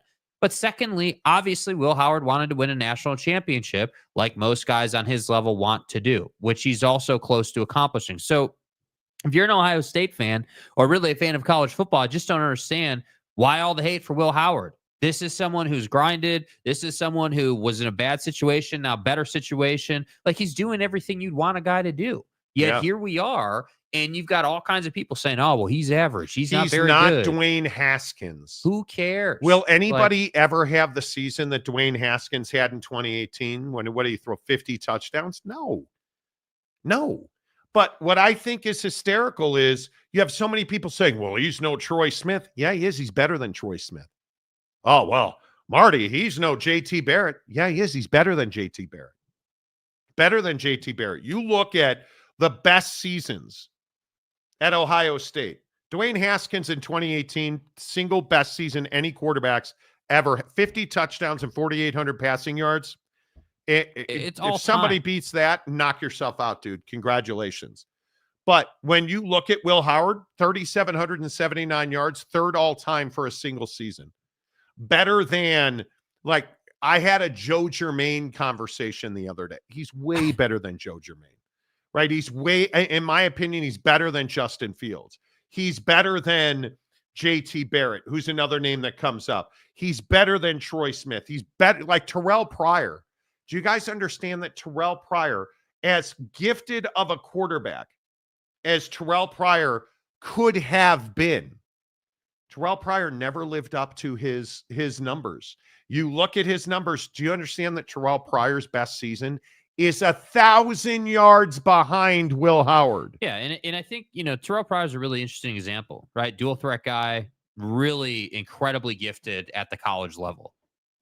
But why does that matter in parlance to this conversation? Well, it matters because people think of Terrell and they think, oh, well, all-world quarterback. He's incredible. What an amazing quarterback in Ohio State history, not understanding that Will Howard is not the runner that Terrell was, but Will Howard is a better passer than Terrell Pryor was. Will Howard is facing better competition. And this is the other thing that never comes up for all the JT Barrett guys. Yeah. Will Howard is playing some of the best athletes on defense college football has ever seen.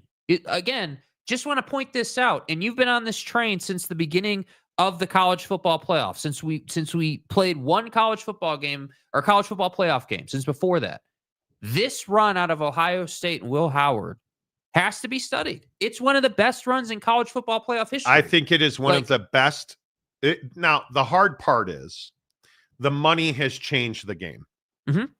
Caleb Downs, Will Howard, like the money has changed the game. But what this Ohio State team is doing, especially through the college football playoff, we've never had a 12-team playoff before. But to beat Tennessee,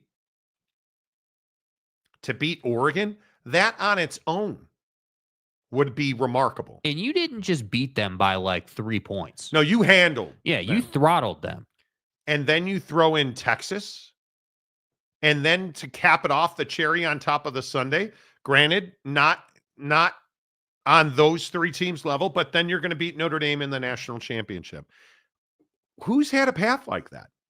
This is a historically significant season in college football. And the Ohio State is in position. I would be, and I don't know what you guys think in the comment section, I'd be shocked if Ohio State did not win that game. Totally agree. Yeah. Right? Yeah. Now, am I alone in this world? Yeah, I think I am. Because when I start looking at Malik Zaire, Malik, you were not very good at the beloved. You weren't. All the great QBs Ohio State has had the last 15 years, is Howard is definitely the worst one by far. And Ohio State fans are trying to convince me that he's going to lead them to a chip. Malik Zaire is a former Notre Dame quarterback, and I use the word quarterback lightly. I'd even take the OG Jalen Marshall at QB before Howard. And you guys wonder and ask me why I think Notre Dame's got no shot in this game. This is why we have no shot in this game. Will Howard isn't better than Riley Leonard. Is one of the stupidest things I've ever heard. Will Howard is 3 times? 4 times better than Riley Leonard? Yeah, I think that Will Howard is Come on. and again, I like Riley as a dude. He's a great leader on the team, like awesome. Great with the people. And that's valuable. Will Howard is a threat in so many different ways that Riley Leonard is not. And that's ultimately why they're going to win the game. If you think about Notre Dame's path here, they've not seen a quarterback on Will Howard's level. They've not seen a wide receiver room on his level. Like, listen to Will Howard's. Do you guys understand the season Will Howard has had? What do you think his completion percentage is? Will Howard threw the ball 402 times this year. What do you think his completion percentage is? Well, what was his completion percentage last year at K-State? 61%.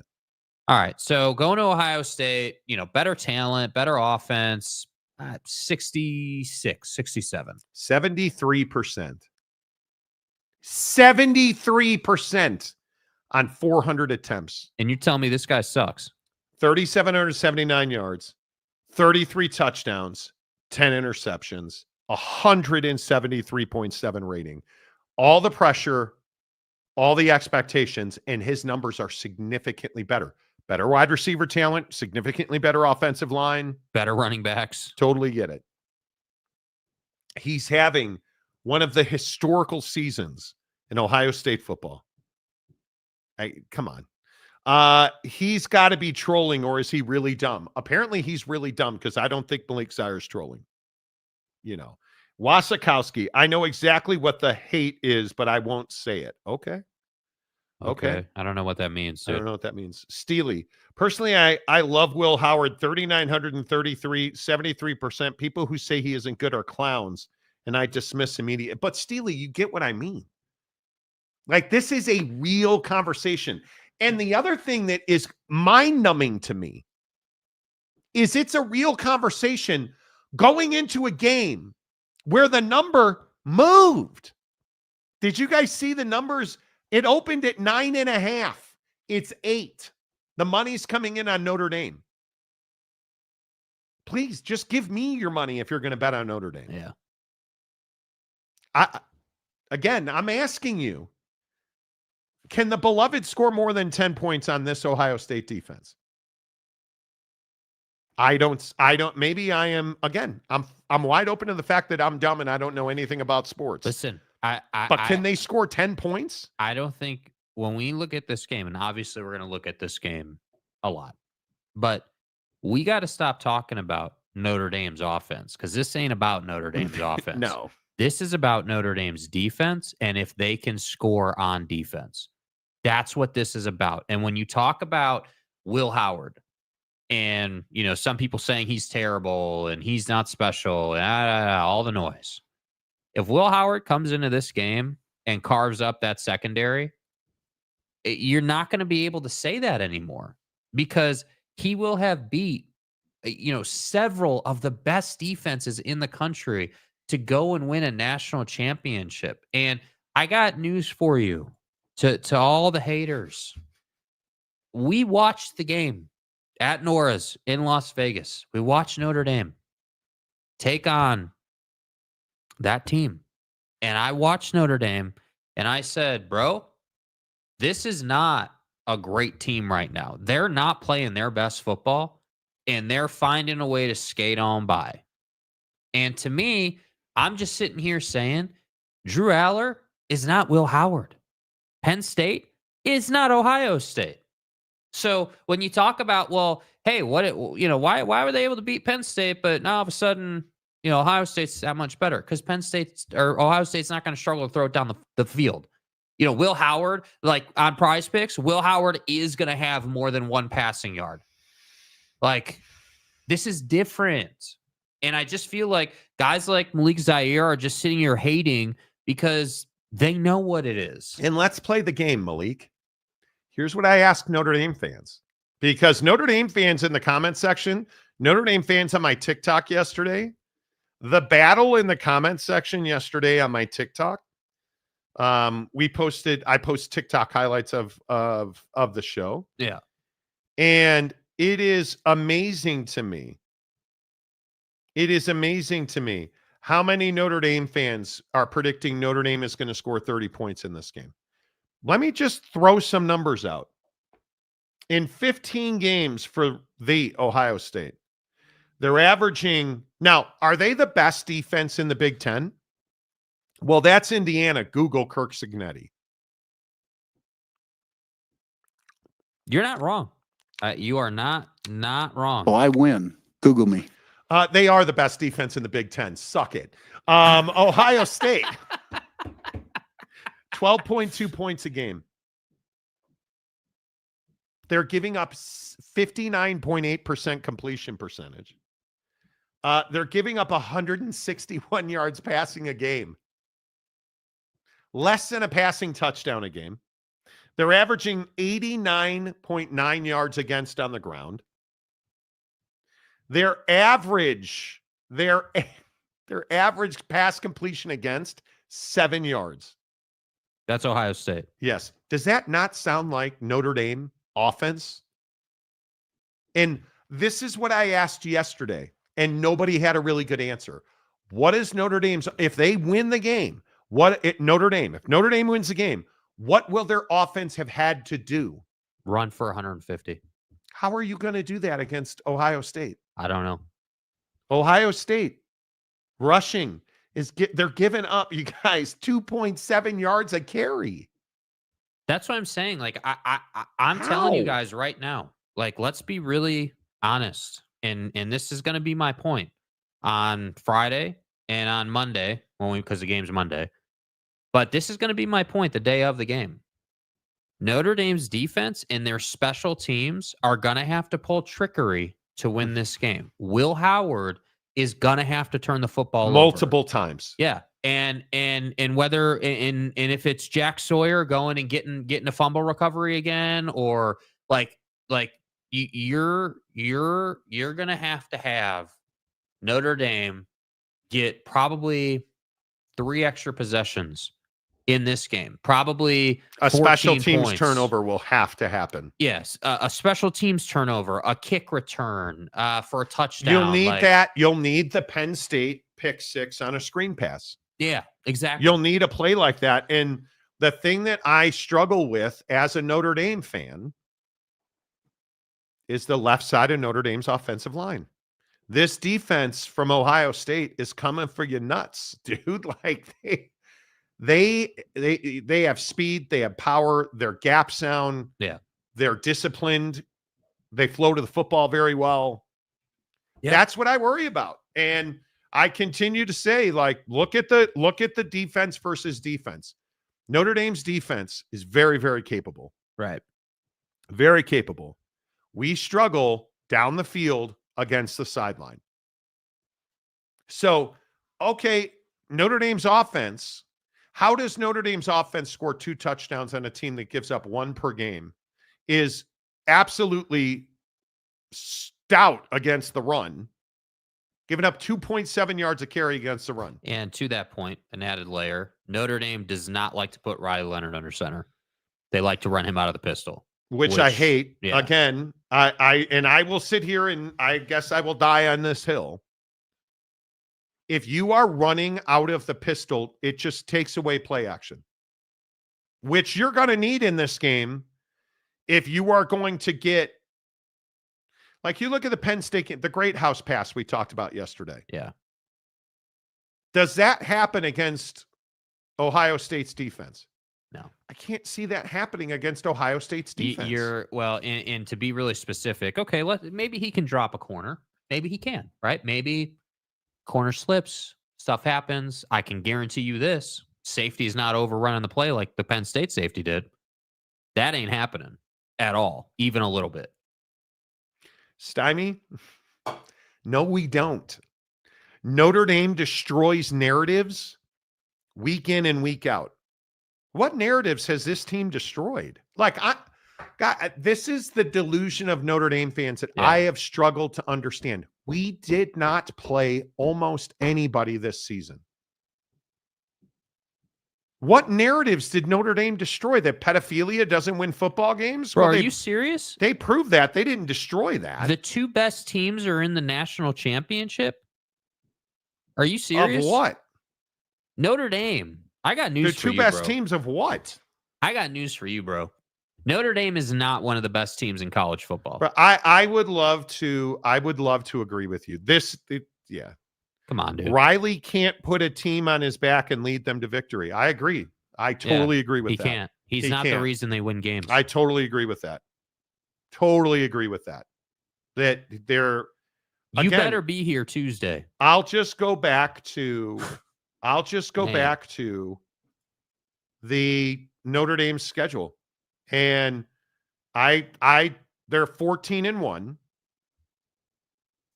And what I ask is Texas A&M a great win? Good win, ranked team. Don't. Miami of Ohio, Louisville. At that time, Ranked that was team. a good win. Good win. Okay. Stanford, Georgia Tech, Navy, Florida State, Virginia, Army, and USC. None of those teams on your schedule are as good as Ohio State. You have it isn't even that. Nobody in this country right now is playing better football than Ohio State. You haven't been tested. Look at your route. Georgia's a good win. I don't care how you want to slice it. Yeah. Penn State's not a good football team. Penn State's offense is not a good offense. Why do you think Aller and the two backs are coming back? Singleton and Kaytron Allen. Why do you think they're coming back? Because they're going to get paid more in college than they will in the NFL. Correct. And the Big Ten is not a good conference. It's not a deep conference. And I go back and I look at Penn State, and again, I ask, is Penn State, look at their schedule, is Penn State a good team? You're lost to Ohio State and Oregon. And now Notre Dame. Your wins are West Virginia, Bowling, and I think at West Virginia to open the season before Neil Brown needed to be fired was a good win. Bowling Green, Kent State, Illinois, UCLA, USC, Wisconsin, Washington, Purdue, Minnesota, Maryland. You beat the dregs of the Big Ten. And who did you lose to? Yeah. The only two quality teams you faced. Now, again, I just want to point this out. You beat Indiana, right? I Oh, wanna wait, point you didn't this play out. Indiana. The narrative, when you want to stymie, I think is dude's name, when you want to talk about quote unquote narrative killers, the narrative of, hey, the teams you beat were the worst on your schedule, and the teams you lost to were the only teams that really were relevant in the bigger picture, has been true for Notre Dame. It's been true for Penn State. It's been true for Boise State. Illinois in the Big Ten is a big. I'm watching like Joel Klatt, and I understand he works for Fox, and Joel Klatt waxing on and on about how good Illinois is. What's Illinois' big win? Illinois, with losses to Oregon, Penn State, and Minnesota. Eastern Illinois, Kansas, Central Michigan, Nebraska, Purdue, Michigan, Michigan State, Rutgers, and Northwestern.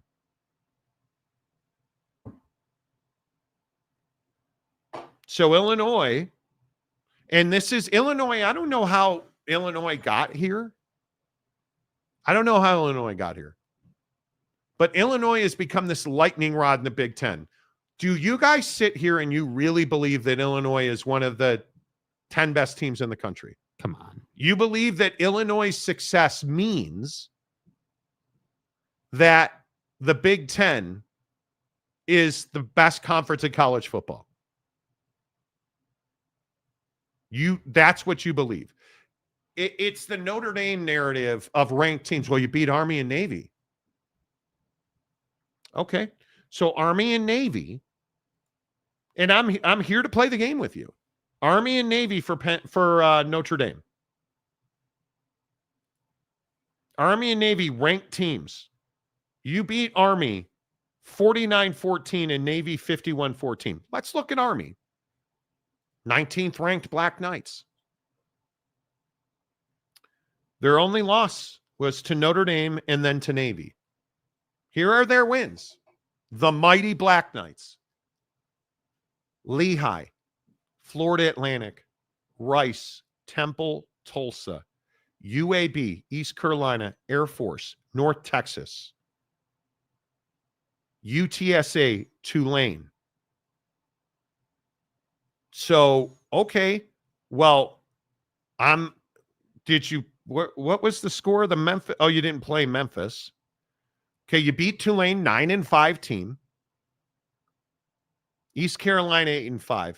UTSA 7-6. Rice 4-8. Temple 3-9. UAB 3-9. Florida Atlantic 3-9. Tulsa 3-9. Oh, but Marty. No, but Marty's. But we beat Navy. Okay.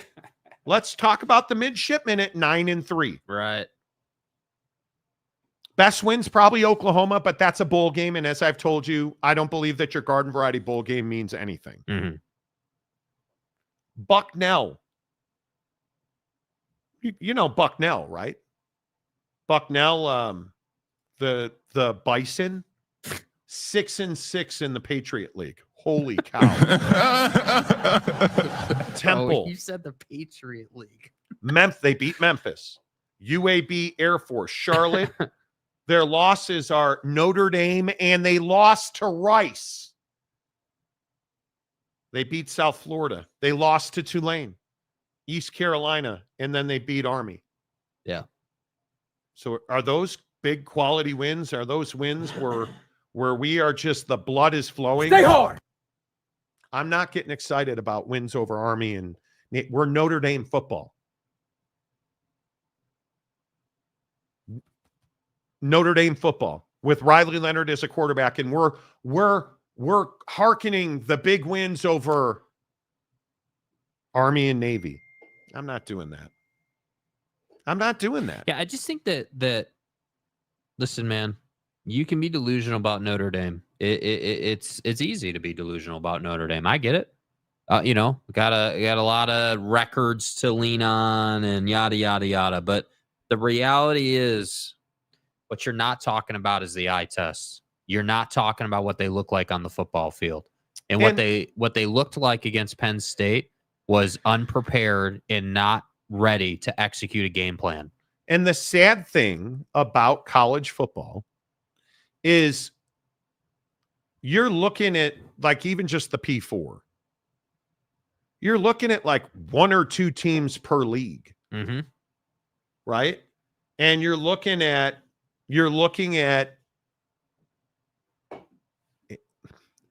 the depth is gone because the P4 can pay more across the board. Right. So the argument for the Big Ten is, and Joel Klatt's argument is, well, they're going to win back-to-back national championships. Okay. But does that just erase what the SEC has done?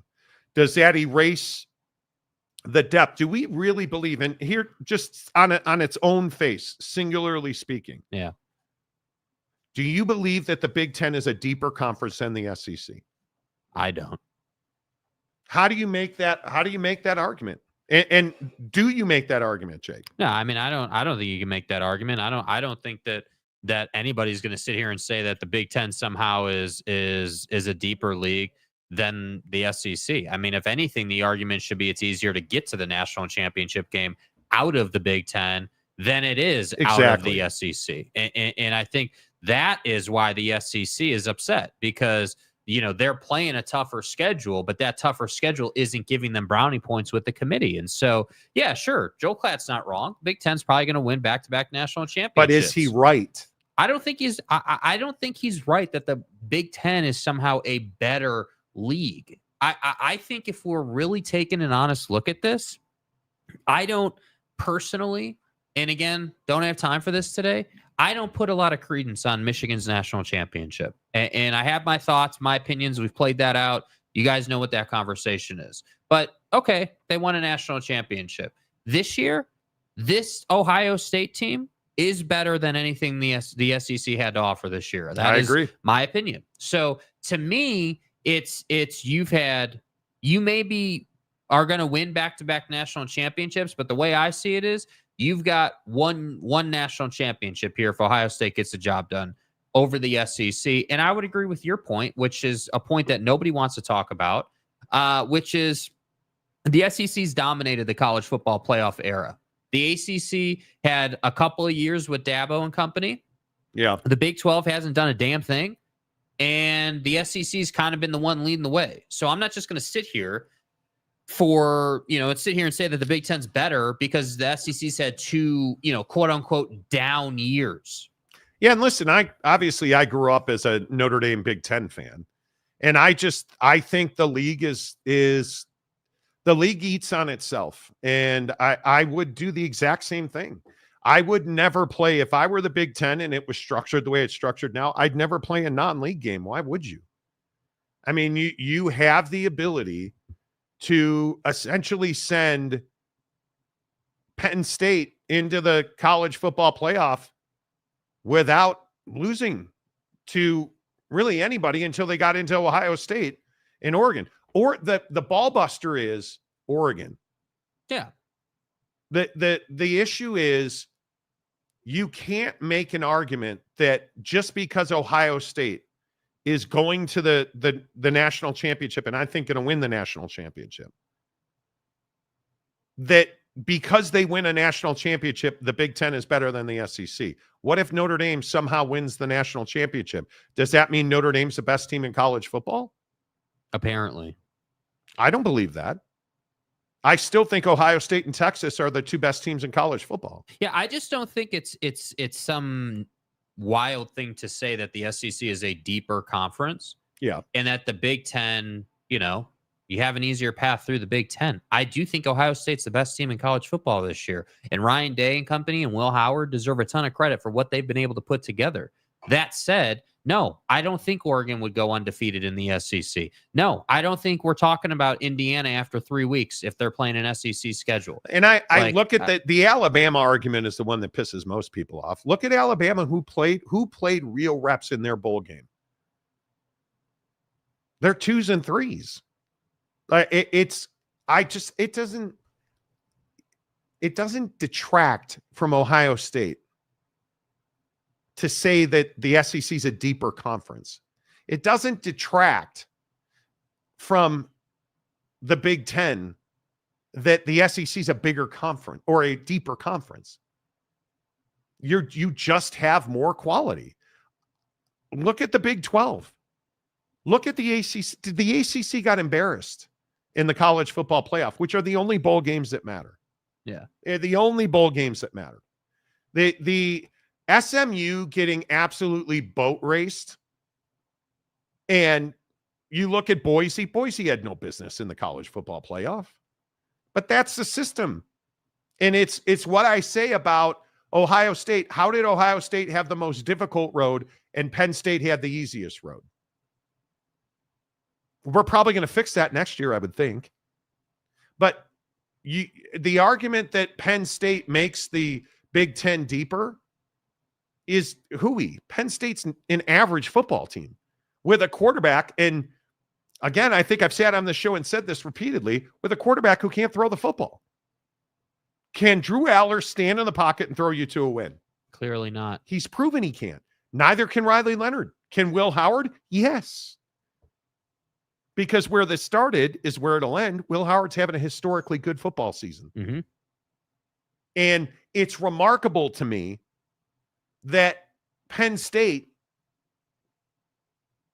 USC, Notre Dame, how do you not have a capable quarterback? Yeah. How is Alex Orji ever starting at Michigan? How is Riley Leonard the best you could do in a really strong portal at quarterback? How is Miller Moss the best that USC can do? Now, I also think it's important to say this, by the way. 2 years from now, I think the Big Ten will be the best conference in college football. Today, they're not. And it's simply a matter of the transition that inevitably happens in sports. Georgia is going to come down because it's really hard to live at the level they've lived at. When you drive cars that fast and kill people, it's really... Oh, man. It's really hard to live in football terms where Georgia has lived for the last few years for the long term. It's damn near impossible. I don't know. we're going to read comments. I'm sure there's going to be a bunch of, oh, the Big Ten's the best, yada, yada. Okay, cool. No, I'm man. sure it'll be. This is an SEC show now. Hey, cool. The reality is the SEC had the most teams in the college football playoff. They're the deepest conference. They're better than your conference. And you cannot like that, but that's just what it is. Like, yeah. I don't know how we get around that. Stymie.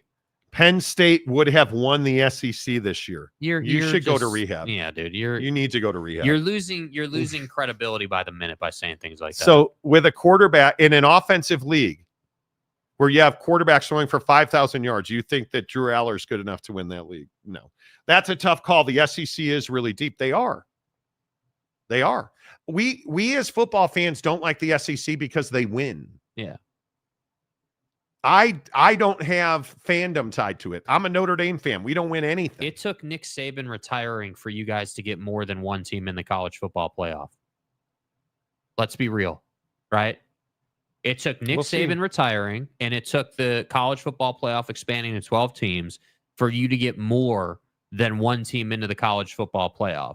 And the SEC's been getting 2 in for almost a decade. Yeah. So don't tell me that the Big Ten is a better conference or has had more success, because they just haven't. And with all 700 of you watching this show, can you really tell me that you believe the SEC, the Big Ten is deeper than the SEC? If you believe that, that's just an emotional take because there's nothing factual to support it. Make sure you come on over to YouTube, no matter where you're watching the show. Come on over to YouTube. Hit subscribe and hit the like button. It really helps the channel grow. If you're on YouTube, please hit the like button. That really helps the channel grow. Let's see. David Persons for $2. Will the Ohio State have a versus Michigan style choke job? Well, we talk about it pretty much every week. How do you explain the Michigan loss? Yeah, I don't think that they're gonna have a Michigan style choke job against Notre Dame. I just think you're playing in a neutral site. You have a ton of momentum. Your football club feels good. They're playing good football. Like, yeah, you're well past the odd vibes of the Michigan game. I agree. Welcome to the Nightmare, who's been a member of the show for 17 months. Prime's quote yesterday was typical and classic coach talk, which is telling. Yes, it is. I think Deion Sanders is in serious talks with the Cowboys. We'll see if it goes anywhere. We'll see. Wasikowski, SEC fanboys. Well, I'm not even a fan of the SEC. I'm a fan of great college football, which happens to be the SEC. And, I think I watch probably more college football than most people, which is why my predictions are usually not wrong or way off. Again, I'll go back to Penn State going to the shoe, Indiana going to the shoe. You went to die. I look at this Notre Dame Penn State game. I predicted 27-24. I just thought it would go the other way. I'm telling you. I look at Ohio State versus Notre Dame, and I can't see Notre Dame scoring more than 10 points. I hope I'm wrong. I do. John Hamm, hello. Facts don't care about your feelings, Jake. Assuming OSU wins, that's 2 national championships in a row, not 1. Yeah.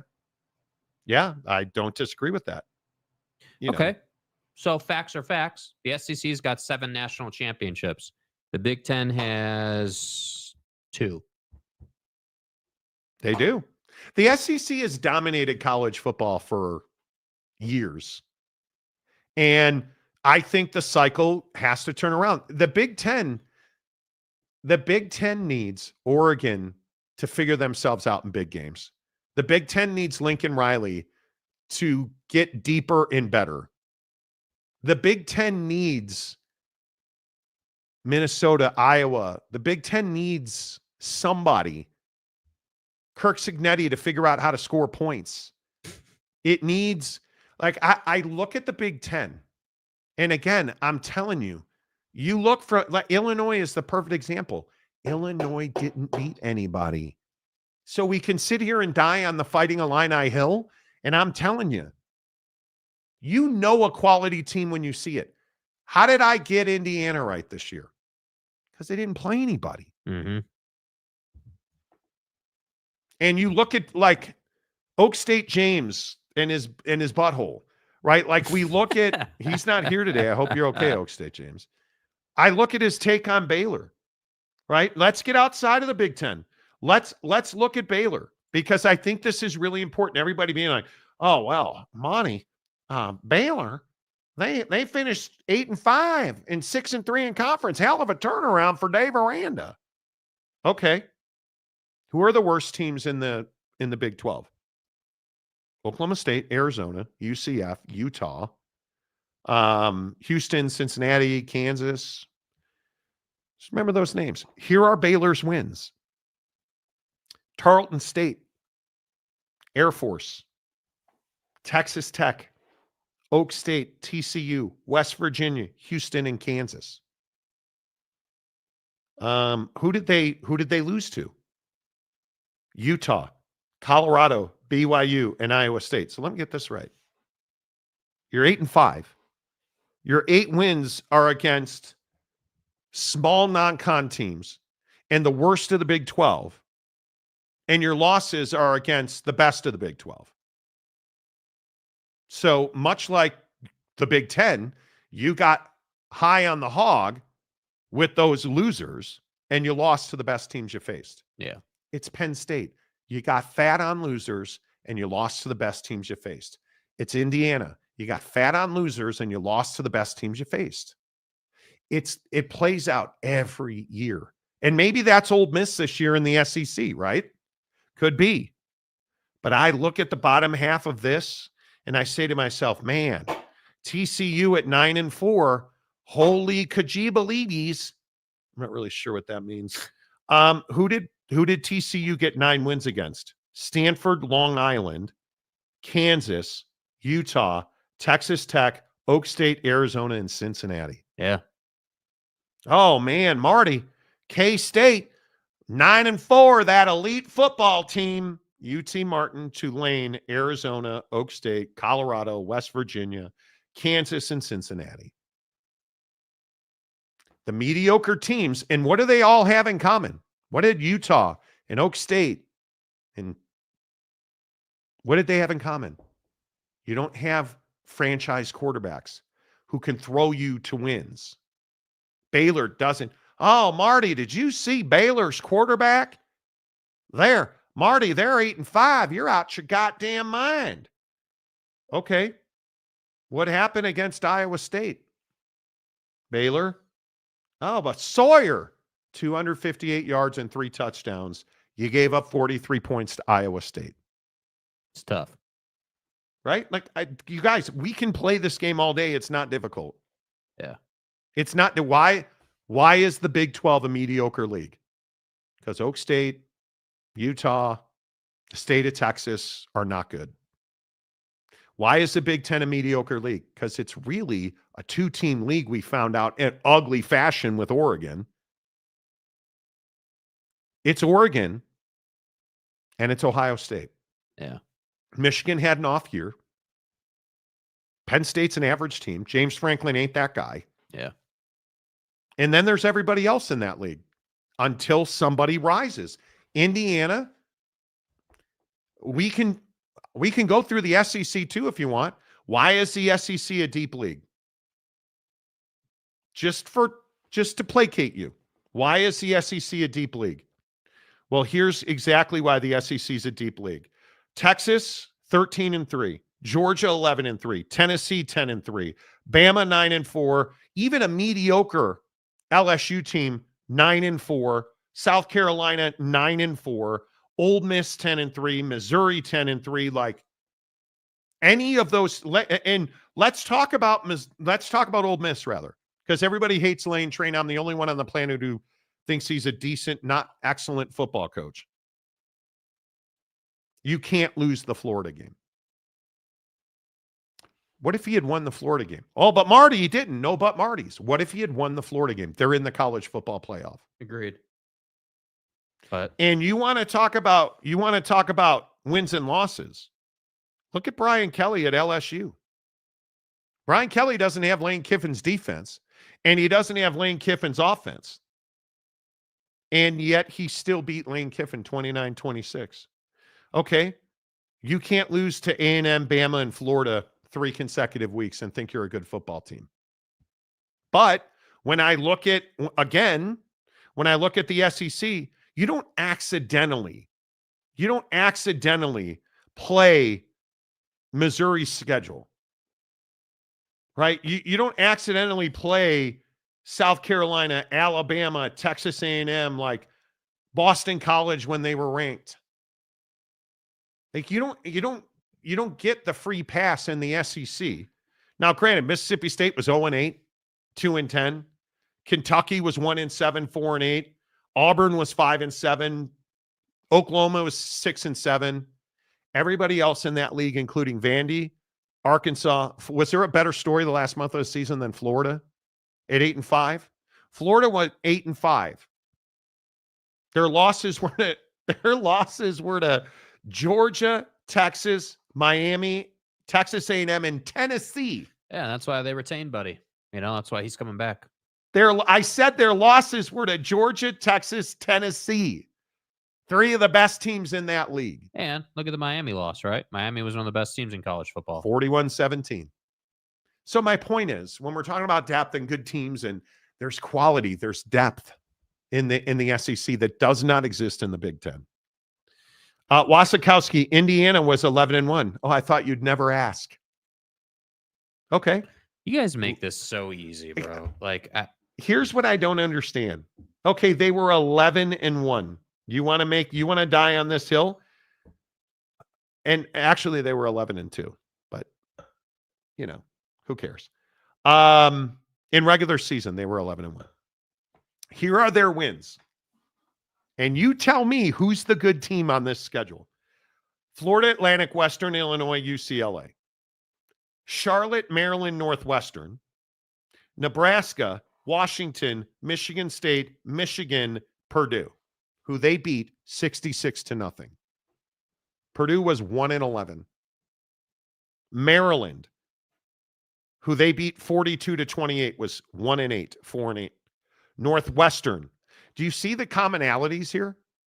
Do you see the commonalities?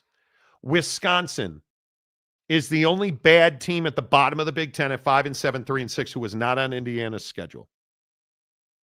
They played Michigan State, Nebraska, UCLA, Washington. 11-1 in the regular season. You might remember, I can't, I'm getting old. Yeah. Maybe you could help me. Indiana's only loss was, that's right. They got their shit kicked at the shoe. Who's the only good team that they played this year? Oh, Ohio State. With that crappy quarterback, And then they get into they get into the college football playoff, and they ran into Notre Dame, who they gave up 27 points to. Come on, man.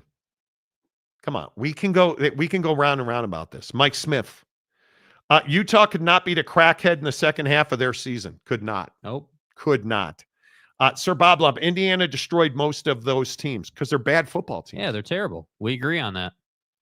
Brandon Butler, you're saying Car Wash State wasn't good Big Ten state.